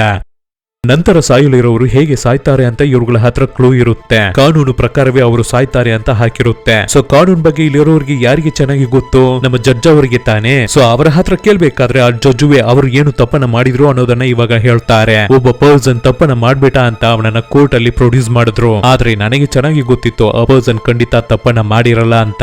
ಬೇರೆ ಯಾರೋ ಆ ತಪ್ಪನ ಮಾಡ್ಬಿಟ್ಟು ಸರಿಯಾಗಿ ಈ ಹುಡುಗನನ್ನ ಸಿಗಾಕ್ಸ್ಬಿಟ್ಟಿದ್ರು. ಆದ್ರೆ ಎವಿಡೆನ್ಸ್ ಪೂರ್ತಿ ಈ ಹುಡುಗನ ಮೇಲೆ ಇವನಿಗೆ ಆಪೋಸಿಟ್ ಆಗಿ ಇರ್ತಿದ್ರಿಂದ ನನಗೂ ಬೇರೆ ದಾರಿ ಇಲ್ಲ. ಸೊ ಆ ಹುಡುಗನಿಗೆ ಗಲ್ಲು ಶಿಕ್ಷೆಯನ್ನು ಕೊಡ್ಬೇಕು ಅಂತ ಜಡ್ಜ್ಮೆಂಟ್ ಅನ್ನ ಕೊಟ್ಬಿಟ್ಟೆ. ಸೊ ತಪ್ಪನ್ನ ಮಾಡದೇ ಇರುವ ಒಬ್ಬ ನಿರಪರಾಧಿ ಸಾಯೋದಕ್ಕೆ ನಾನು ಕಾರಣವಾಗಿ ಇದ್ಬಿಟ್ನಲ್ಲ ಅಂತ ತುಂಬಾನೇ ಗಿಲ್ಟ್ ಆಗ್ತಾರೆ ಜಡ್ಜು. ಆದ್ರಿಂದ ಇವಾಗ ಎಲ್ಲರ ಹತ್ರನು ಪ್ಲೀಸ್ ಸ್ವಲ್ಪ ಹೊತ್ತು ನನ್ನನ್ನ ಸೆಪರೇಟ್ ಆಗಿ ಬಿಡಿ, ಅಲೋನ್ ಆಗಿ ಬಿಡಿ ಅಂತ ಹೇಳ್ಬಿಟ್ಟು ಅಲ್ಲಿಂದ ಹೋಗ್ಬಿಡ್ತಾರೆ. ಮಿಕ್ಕಿರೋರು ಎಲ್ಲರೂ ಒಬ್ಬರ ಮೇಲೆ ಒಬ್ಬರು ಚಾಡಿ ಹೇಳ್ಕೊಂಡು ಬೈಕೊಂಡು ಮಾತಾಡ್ತಿರ್ತಾರೆ. ಆವಾಗ ನಮ್ಮ ವೇರ ನಾನು ನನ್ನ ರೂಮಿಗೆ ಹೋಗ್ತೀನಿ ಅಂತ ಅವರ ರೂಮಿಗೆ ಬಂದು ಅವರ ರೂಮ್ ಅಲ್ಲಿ ಇರ್ತಾ ಇರುವ ಬಾತ್ರೂಮ್ ಒಳಗಡೆ ಹೋಗ್ಬೇಕಾದ್ರೆ ಆ ಜಾಗದಲ್ಲಿ ಸತ್ತೋಗಿದ್ದ ಪುಟ್ಟ ಹುಡುಗ ಇರೋ ರೀತಿನೋ ಸಡನ್ ಆಗಿ ನಮ್ಮ ವೇರಳನ್ನ ಯಾರೋ ಹಿಡ್ಕೊಳ್ಳೋ ರೀತಿನೋ ಅವರಿಗೆ ಅನ್ಸುತ್ತೆ. ಅಷ್ಟೇ ಹಾಗೆ ಗಾಬರಿಯಲ್ಲಿ ಅಲ್ಲೇನೆ ಅನ್ಕಾನ್ಶಿಯಸ್ ಆಗಿ ಬಿದ್ದೋಗ್ತಾರೆ. ಆವಾಗ್ಲೇನೆ ವೇರ ಅವಳ ಪಾಸ್ಟ್ ಅಲ್ಲಿ ಇವಳು ನೋಡ್ಕೋತಿದ್ದ ಆ ಪುಟ್ಟ ಹುಡುಗ ಸಮುದ್ರದಲ್ಲಿ ಮೂಳ್ಗಿ ಸತ್ತೋಗ್ಬಿಟ್ಟಿದ್ದಾನೆ ಅನ್ಸುತ್ತೆ. ಆದ್ರಿಂದ ಅವರ ಅಮ್ಮ ಓಡಿ ಬಂದು ಅವನನ್ನ ನೋಡಿ ಅಳ್ತಿರ್ತಾರೆ. ಪಾಪ ನಮ್ಮ ವೇರಳಿಂದ ಆ ಹುಡುಗನನ್ನ ಕಾಪಾಡೋದಕ್ಕೆ ಆಗದೆ ಆ ಬೋಟ್ ಅಲ್ಲಿ ಕೂತಿರ್ತಾಳೆ. ಇಂತಹ ವಿಷಯವೆಲ್ಲ ಅವಳಿಗೆ ಕನ್ಸಿನಲ್ಲಿ ಬರ್ತಿರುತ್ತೆ. ನಂತರ ಕಾನ್ಶಿಯಸ್ ಗೆ ಬರ್ತಾಳೆ, ಕಣ್ಬಿಟ್ಟು ಎಚ್ಚರ ಆಗ್ತಿರ್ತಾಳೆ. ನಮ್ಮ ಡಾಕ್ಟರೇ ಅವಳನ್ನ ಎಬ್ಬಿಸ್ತಿದ್ದಾರೆ.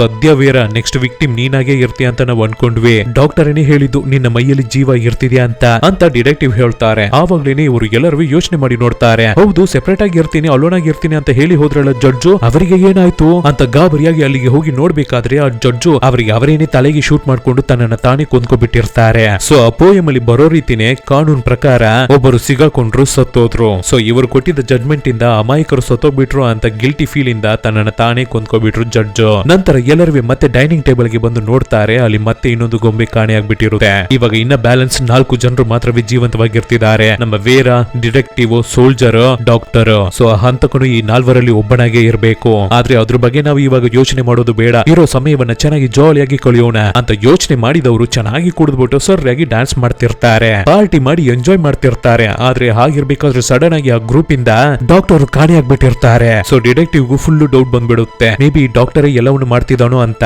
ಆದ್ರೆ ಏನು ಎಂತ ಅಂತ ಇಲ್ಲಿವರೆಗೂ ಯಾರಿಗೂ ನಿಜ ಗೊತ್ತಿಲ್ಲ. ಇವಾಗ ಪಾರ್ಟಿ ಎಲ್ಲ ಮುಗಿಸ್ಕೊಬಿಟ್ಟು ಸೋಲ್ಜರ್ ಅವನ ರೂಮಿಗೆ ಬರ್ಬೇಕಾದ್ರೆ ಅವನ ಗಂಡು ಮಿಸ್ ಆಗ್ಬಿಟ್ಟಿತ್ತಲ್ಲ, ಅದು ಇವಾಗ ಅವನ ಬೆಡ್ ಮೇಲೇನೆ ಇರುತ್ತೆ. ತಗೊಬಂದು ಅಲ್ಲಿಟ್ಟಿದ್ದಾರೆ. ಮೇ ಬಿ ಅದು ಆ ಡಾಕ್ಟರ್ ಆಗಿ ಕೂಡ ಇರಬಹುದು. ಸೊ ಇವಾಗ ಮಿಕ್ಕಿರೋರು ಎಲ್ಲರೂ ಡೈನಿಂಗ್ ಟೇಬಲ್ ಗೆ ಬಂದು ನೋಡ್ಬೇಕಾದ್ರೆ ಡೈನಿಂಗ್ ಟೇಬಲ್ ಅಲ್ಲಿ ಇನ್ನ ಬ್ಯಾಲೆನ್ಸ್ 3 ಸೋಲ್ಜರ್ ಗೊಂಬೆ ಮಾತ್ರವೇ ಇರುತ್ತೆ. ನಮ್ಮ ವೇರ, ಸೋಲ್ಜರ್, ಡಿಟೆಕ್ಟಿವ್ ಮೂವರು ಮಾತ್ರವೇ ಮಾತಾಡ್ಕೊಂಡು ಕೂತಿರ್ತಾರೆ ಡೈನಿಂಗ್ ಟೇಬಲ್ ಅಲ್ಲಿ. ಆ ಡಾಕ್ಟರ್ ಏನಾದ ಅಂತಾನೆ ಗೊತ್ತಾಗ್ತಿಲ್ಲ. ಮೇ ಬಿ ಅವನೇನೆ ಮರ್ಡರರ್ ಆಗಿ ಎತ್ಕೊಬಿಟ್ಟು ಇವ ಎಲ್ಲವನ್ನು ಸೆಟಪ್ ಮಾಡ್ತಿದ್ದಾನೋ ಅನ್ನೋ ತರ ಇವ್ರುಗಳಿಗೆ ಅನಿಸ್ತಿರುತ್ತೆ. ಹಾಗಿಲ್ಲ ಅಂದ್ರೆ ಇವಾಗ ಬ್ಯಾಲೆನ್ಸ್ ಇರ್ತಿದ್ದಾರೆ ಅಲ್ವಾ ಈ 3 ಜನ, ಇವರಲ್ಲೇನೆ ಯಾರಾದ್ರೂ ಒಬ್ಬರು ಮರ್ಡರರ್ ಆಗಿರ್ಬೇಕು.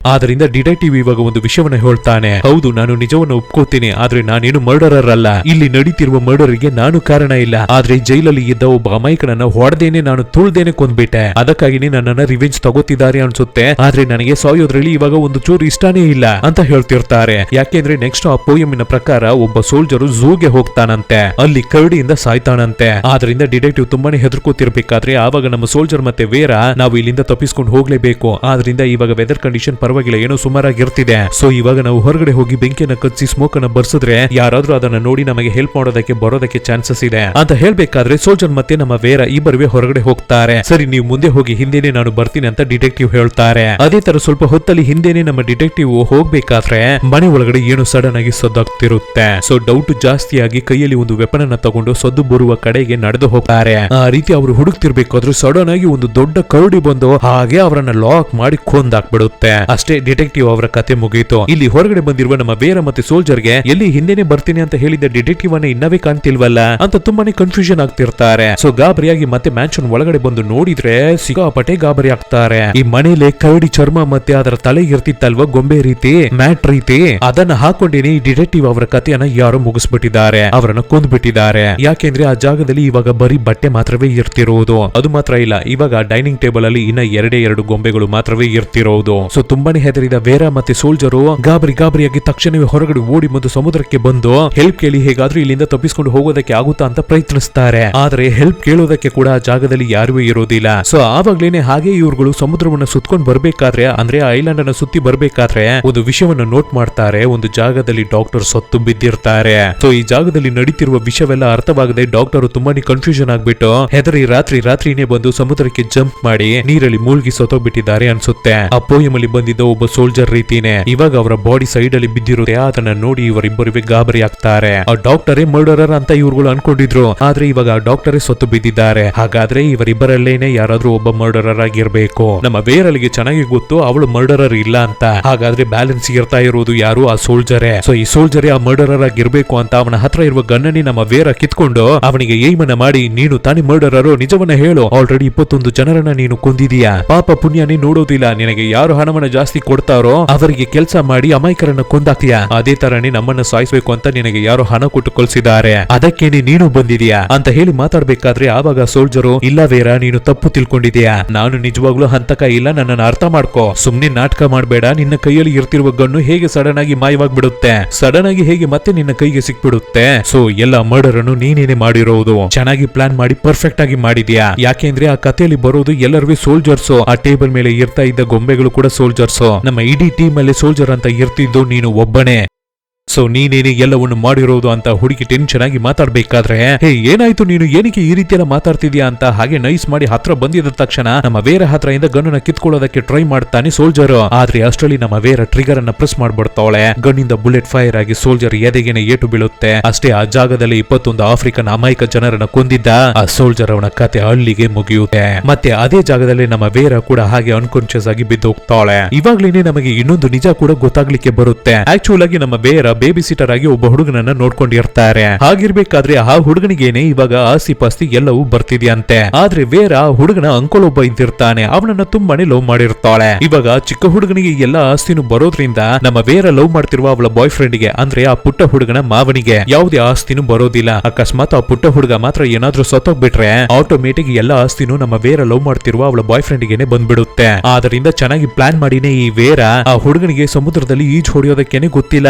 ಇದ್ರುವೆ ಬೇಕು ಬೇಕು ಅಂತ ಪುಟ್ಟ ಹುಡುಗನನ್ನ ಸಮುದ್ರದಲ್ಲಿ ಈಜು ಹೊಡೆಯೋದಕ್ಕೆ ಕಳ್ಸಿದ್ದೆ ನಮ್ಮ ವೇರಾನೆ. ಆ ರೀತಿ ಕಳಿಸ್ಬಿಟ್ಟು ಅವನು ಸಾಯುವ ಸ್ಟೇಜ್ ಅಲ್ಲಿ ಇರ್ಬೇಕಾದ್ರೆ ಅವನನ್ನ ಕಾಪಾಡೋ ರೀತಿ ಆಕ್ಟಿಂಗ್ ಅನ್ನ ಮಾಡಿ ಎಲ್ಲ ನಾಟಕವನ್ನು ಮಾಡಿದಾಳೆ ಈ ವೇರ. ಸೊ ಪ್ಲಾನ್ ಅನ್ನ ಮಾಡಿನೇ ಆ ಮಗುವನ್ನ ಕೊಂದಿದ್ದಾಳೆ. ಇದರಿಂದ ನಮ್ಮ ಹುಡುಗಿ ಅನ್ಕೊಂಡಿದ್ದ ರೀತಿನೇ ಅವಳ ಬಾಯ್ ಫ್ರೆಂಡ್ ಗೆ ಎಲ್ಲ ಆಸ್ತಿನೂ ಸಿಕ್ತು. ಆದ್ರೆ ಬಾಯ್ ಫ್ರೆಂಡ್ ಕಂಡಿರೋದ್ ಬಿಟ್ಟ ನೀನೇನೆ ಎಲ್ಲವನ್ನು ಪ್ಲಾನ್ ಮಾಡಿ ಆ ಹುಡುಗನನ್ನ ಕೊಂದಿರೋದು, ನೀನು ತುಂಬಾನೇ ಕ್ರೂರಿ, ಸೊ ನೀನು ನನಗೆ ಬೇಡ ಅಂತ ಹೇಳಿ ಆ ಬಾಯ್ ಫ್ರೆಂಡ್ ನಮ್ಮ ವೇರಲ್ನ ಬೇಡ ಅಂತ ತೂದು ಬಿಸಾಕ್ಬಿಟ್ಟು ಹೋಗ್ಬಿಡ್ತಾನೆ. ಆದ್ರೆ ವೇರಲ್ಗೆ ಆಪೋಸಿಟ್ ಆಗಿ ಯಾವುದೇ ರೀತಿಯ ಎವಿಡೆನ್ಸ್ ಇಲ್ಲ ಅನ್ನೋದ್ರಿಂದ ಅವಳಿಗೆ ಶಿಕ್ಷೆ ಸಿಕ್ಕಿರೋದಿಲ್ಲ. ಇದ್ರುವೆ ವೇರ ಇಷ್ಟು ದಿನಗಳಾಗಿ ಒಂದು ಗಿಲ್ಟಿಯಲ್ಲೇ ಬದುಕ್ತಾ ಇದ್ಲು. ಇವಾಗ ಹೇಗೋ ಆ ಕಿಲ್ಲರ್ ಆದ ಸೋಲ್ಜರ್ ಅನ್ನ ಕಷ್ಟಪಟ್ಟು ಕೊಂದ್ಬಿಟ್ಟು ಕಾನ್ಶಿಯಸ್ ಗೆ ಬಂದು ಮೇಲೆ ಎದ್ದೇಳ್ತಾಳೆ ವೇರ. ಆ ರೀತಿ ಎದ್ದವಳಿಗೆ ಗಿಲ್ಟ್ ಫೀಲ್ ಅನ್ನ ತಡ್ಕೊಳ್ಳೋಕೆನೆ ಆಗ್ತಿಲ್ಲ. ಅವಳಿಂದ ಆಗ್ತಾನೆ ಇಲ್ಲ, ಏನನ್ನ ಮಾಡೋದು ಅಂತಾನೆ ಅವಳಿಗೆ ಗೊತ್ತಾಗ್ತಿಲ್ಲ. ಬೇರೆ ದಾರಿನೇ ಇಲ್ಲದೆ ಸರಿ ನಮ್ಮನ್ನ ನಾವೇನೆ ಕೊಂದ್ಕೊಬಿಡೋಣ ಅಂತ ಸೋಯೋದಕ್ಕಾಗಿ ಹೋಗ್ತಾಳೆ. ಸೊ ಅದೇ ತರ ನೇನ ಬಿಗ್ದು ಅದನ್ನ ಅವಳ ಕುತ್ತಿಗೆಗೇನು ಹಾಕುತ್ತಾಳೆ. ಇನ್ನೇನು ಅವಳು ಸಾಯ್ಬೇಕು ಅನ್ನೋ ಸಮಯದಲ್ಲಿ ಜಸ್ಟ್ ಮಿಸ್ ಅಲ್ಲಿ ಒಂದು ವಿಷಯವನ್ನು ನೋಡಿ ತುಂಬಾನೇ ಶಾಕ್ ಆಗ್ತಾಳೆ.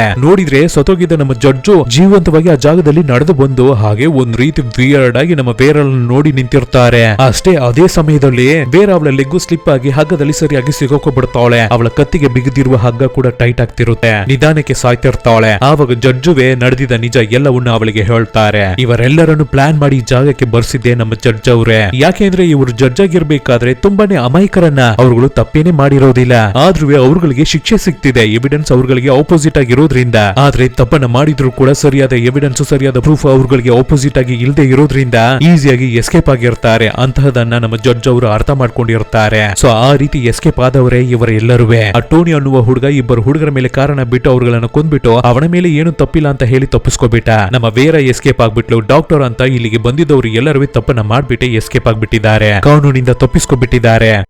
ಆದ್ರೆ ಈ ಜಡ್ಜು ಅವ್ರಗಳನ್ನ ಬಿಡಬಾರ್ದು ಅಂತಾನೆ ಪ್ಲಾನ್ ಮಾಡಿ ಎಲ್ಲರನ್ನು ಈ ಜಾಗಕ್ಕೆ ಕರ್ಸಿ ಬರೋ ರೀತಿ ಮಾಡಿ ಬಂದ ಮೇಲೆ ಒಬ್ಬೊಬ್ಬರಿಗೂ ಸ್ಕೆಚ್ ಅನ್ನ ಹಾಕಿ ಅದನ್ನ ಎಕ್ಸಿಕ್ಯೂಟ್ ಮಾಡಿ 1 by 1 ಕೊಂದು ಬಂದಿದ್ದಾರೆ. ಸೊ ಇವರ ಮೇಲೆ ಯಾರಿಗೂ ಡೌಟ್ ಬಂದ್ಬಿಡಬಾರ್ದು ಅನ್ನೋದಕ್ಕಾಗಿ ತಾನು ಸತ್ತೋಗ್ಬಿಟ್ಟಿರೋ ರೀತಿ ನಮ್ಮ ಜಡ್ಜ್ ಅವರು ಚೆನ್ನಾಗಿ ಒಂದು ನಾಟಕವನ್ನು ಮಾಡ್ಬಿಟ್ರು. ಆದ್ರೆ ನಿಜವಾಗ್ಲೂ ಅವರು ಸಾಯ್ಲಿಲ್ಲ, ಎಲ್ಲರನ್ನು 1 by 1 ಕೊಂದಿದ್ದು ನಮ್ಮ ಗ್ರೇಟ್ ಜಡ್ಜೆ. ಸೊ ಇವಾಗ ಫೈನಲ್ ಆಗಿ ನಮ್ಮ ವೇರನು ಸಾಯ್ತಿರ್ತಾಳೆ. ಆವಾಗ ನಮ್ಮ ಜಡ್ಜ್ ಅವ್ರುವೆ ಕೊನೆಯದಾಗಿ ಎಲ್ಲರ ಕಥೆಯನ್ನು ನಾವು ಮುಗಿಸ್ಬಿಟ್ಟಿದೀವಿ. ಒಂದು ಸಂತೋಷದಲ್ಲಿ ಹಾಗೆ ಕೆಳಗಡೆ ಬಂದು ಡೈನಿಂಗ್ ಟೇಬಲ್ ಅಲ್ಲಿ ಇರ್ತಾ ಇರುವ ಕೊನೆ ಗೊಂಬೆಯನ್ನು ಕೈಗೆ ತಗೊಂಡು ಒಂದು ಗನ್ ಅನ್ನು ಯೂಸ್ ಮಾಡಿ ತನಗೆ ತಾನೇ ಶೂಟ್ ಮಾಡಿ ಅವರು ಸತ್ತೋಗ್ತಾರೆ. ಯಾಕೆಂದ್ರೆ ಇವರು ಕೂಡ ಒಂದು ರೀತಿಯಲ್ಲಿ ಕಾರಣ ತಾನೇ ತಪ್ಪಾದ ಜಜ್ಮೆಂಟ್ ಅನ್ನ ಕೊಟ್ಟು ತುಂಬಾ ಅಮಾಯಕರು ಸತ್ತೋಗ್ಬಿಟ್ಟಿರ್ತಾರೆ ಅಲ್ವಾ. ಇವರಿಂದ ಏನು ಮಾಡೋದಕ್ಕೆ ಆಗ್ಲಿಲ್ಲ ಅಂದ್ರೂ ಕೂಡ ಅದನ್ನ ಮಾಡೋದಕ್ಕಾಗಿ ಒಂದು ರೀತಿಯಲ್ಲಿ ಇವರು ಕಾರಣವಾಗಿ ಇದ್ದಿದ್ದಾರೆ ತಾನೆ ಅನ್ನೋ ಗಿಲ್ಟಿ ಫೀಲ್ ಇಂದಾನೆ ಜಡ್ಜ್ ಅವರು ತನಗೆ ತಾನೇನೆ ಇವಾಗ ಶೂಟ್ ಮಾಡಿ ಕೊಂದ್ಕೊಂಡ್ರು. ಸೊ ಇವರುವೆ ಈ ರೀತಿ ಈ ಜಾಗದಲ್ಲಿ ಸಾಯ್ಬೇಕಾದ್ರೆ ತಪ್ಪು ಮಾಡಿದ ಎಲ್ಲರೂ ಐಲ್ಯಾಂಡ್ ಅಲ್ಲಿ ಇರ್ತಾ ಇರುವ ಈ ಮ್ಯಾನ್ಷನ್ ಹೌಸ್ ಅಲ್ಲಿ ಸತ್ತೋದ್ರು. ಇಲ್ಲಿಗೆ ಈ ಮೂವಿ ಮುಗಿಯುತ್ತೆ. ಆಕ್ಚುಲಿ ಈ ಕತೆ ಒಂದು ನಾವೆಲ್ 1930ರಲ್ಲಿ ಬರೆಯಲಾಗಿದ್ದ ಒಂದು ಬುಕ್. ಈ ಕಥೆಯನ್ನ ಆಗಿನ ಕಾಲದಲ್ಲಿ ಓದ್ಬಿಟ್ಟು ಇಂತಹದೊಂದು ಟ್ವಿಸ್ಟ್ ಫೈನಲ್ ಆಗಿ ಅಂತ ಎಲ್ಲರೂ ತುಂಬಾ ಶಾಕ್ ಆದ್ರು. ಆದ್ರಿಂದ ಈ ಬುಕ್ ತುಂಬಾನೇ ಫೇಮಸ್ ಆಯ್ತು. ಮತ್ತೆ ಈ ನಾವಲಿಂದಾನೇ ಈ ಬುಕ್ಕಿನ ರೈಟರ್ ಆದ ಅಗತಾ ಕ್ರಿಸ್ಟಿ ವರ್ಲ್ಡ್ ಲೆವೆಲ್ ಗೆ ತುಂಬಾನೇ ಫೇಮಸ್ ಆಗಿತ್ತು. ಸೊ ಈ ಕತೆ ಹೇಗಿರ್ತಿತ್ತು, ನಾನು ಹೇಗೆ ಎಕ್ಸ್ಪ್ಲೈನ್ ಮಾಡಿದೆ ಅನ್ನೋದನ್ನ ಕಮೆಂಟ್ ಬಾಕ್ಸ್ ಅಲ್ಲಿ ಕಮೆಂಟ್ ಮಾಡಿ. ಕ್ಲೈಮ್ಯಾಕ್ಸ್ ಟ್ವಿಸ್ಟ್ ತುಂಬಾನೇ ಚೆನ್ನಾಗಿತ್ತಲ್ವಾ. ಸೊ ನಿಮ್ಮ ಫ್ರೆಂಡ್ಸ್ ಮತ್ತೆ ಫ್ಯಾಮಿಲಿಗೂ ಈ ಎಕ್ಸ್ಪೀರಿಯನ್ಸ್ ಅನ್ನ ಕೊಡಿ, ಮರ್ಯಾದೆ ಅವರು ಎಲ್ಲರಿಗೂ ಶೇರ್ ಅನ್ನ ಮಾಡಿ. ಬೇಗನೆ ಒಂದು ಒಳ್ಳೆ ಮೂವಿ ಜೊತೆ ನಿಮ್ಮನ್ನ ಬಂದು ಭೇಟಿ ಆಗ್ತೀನಿ. Thank you.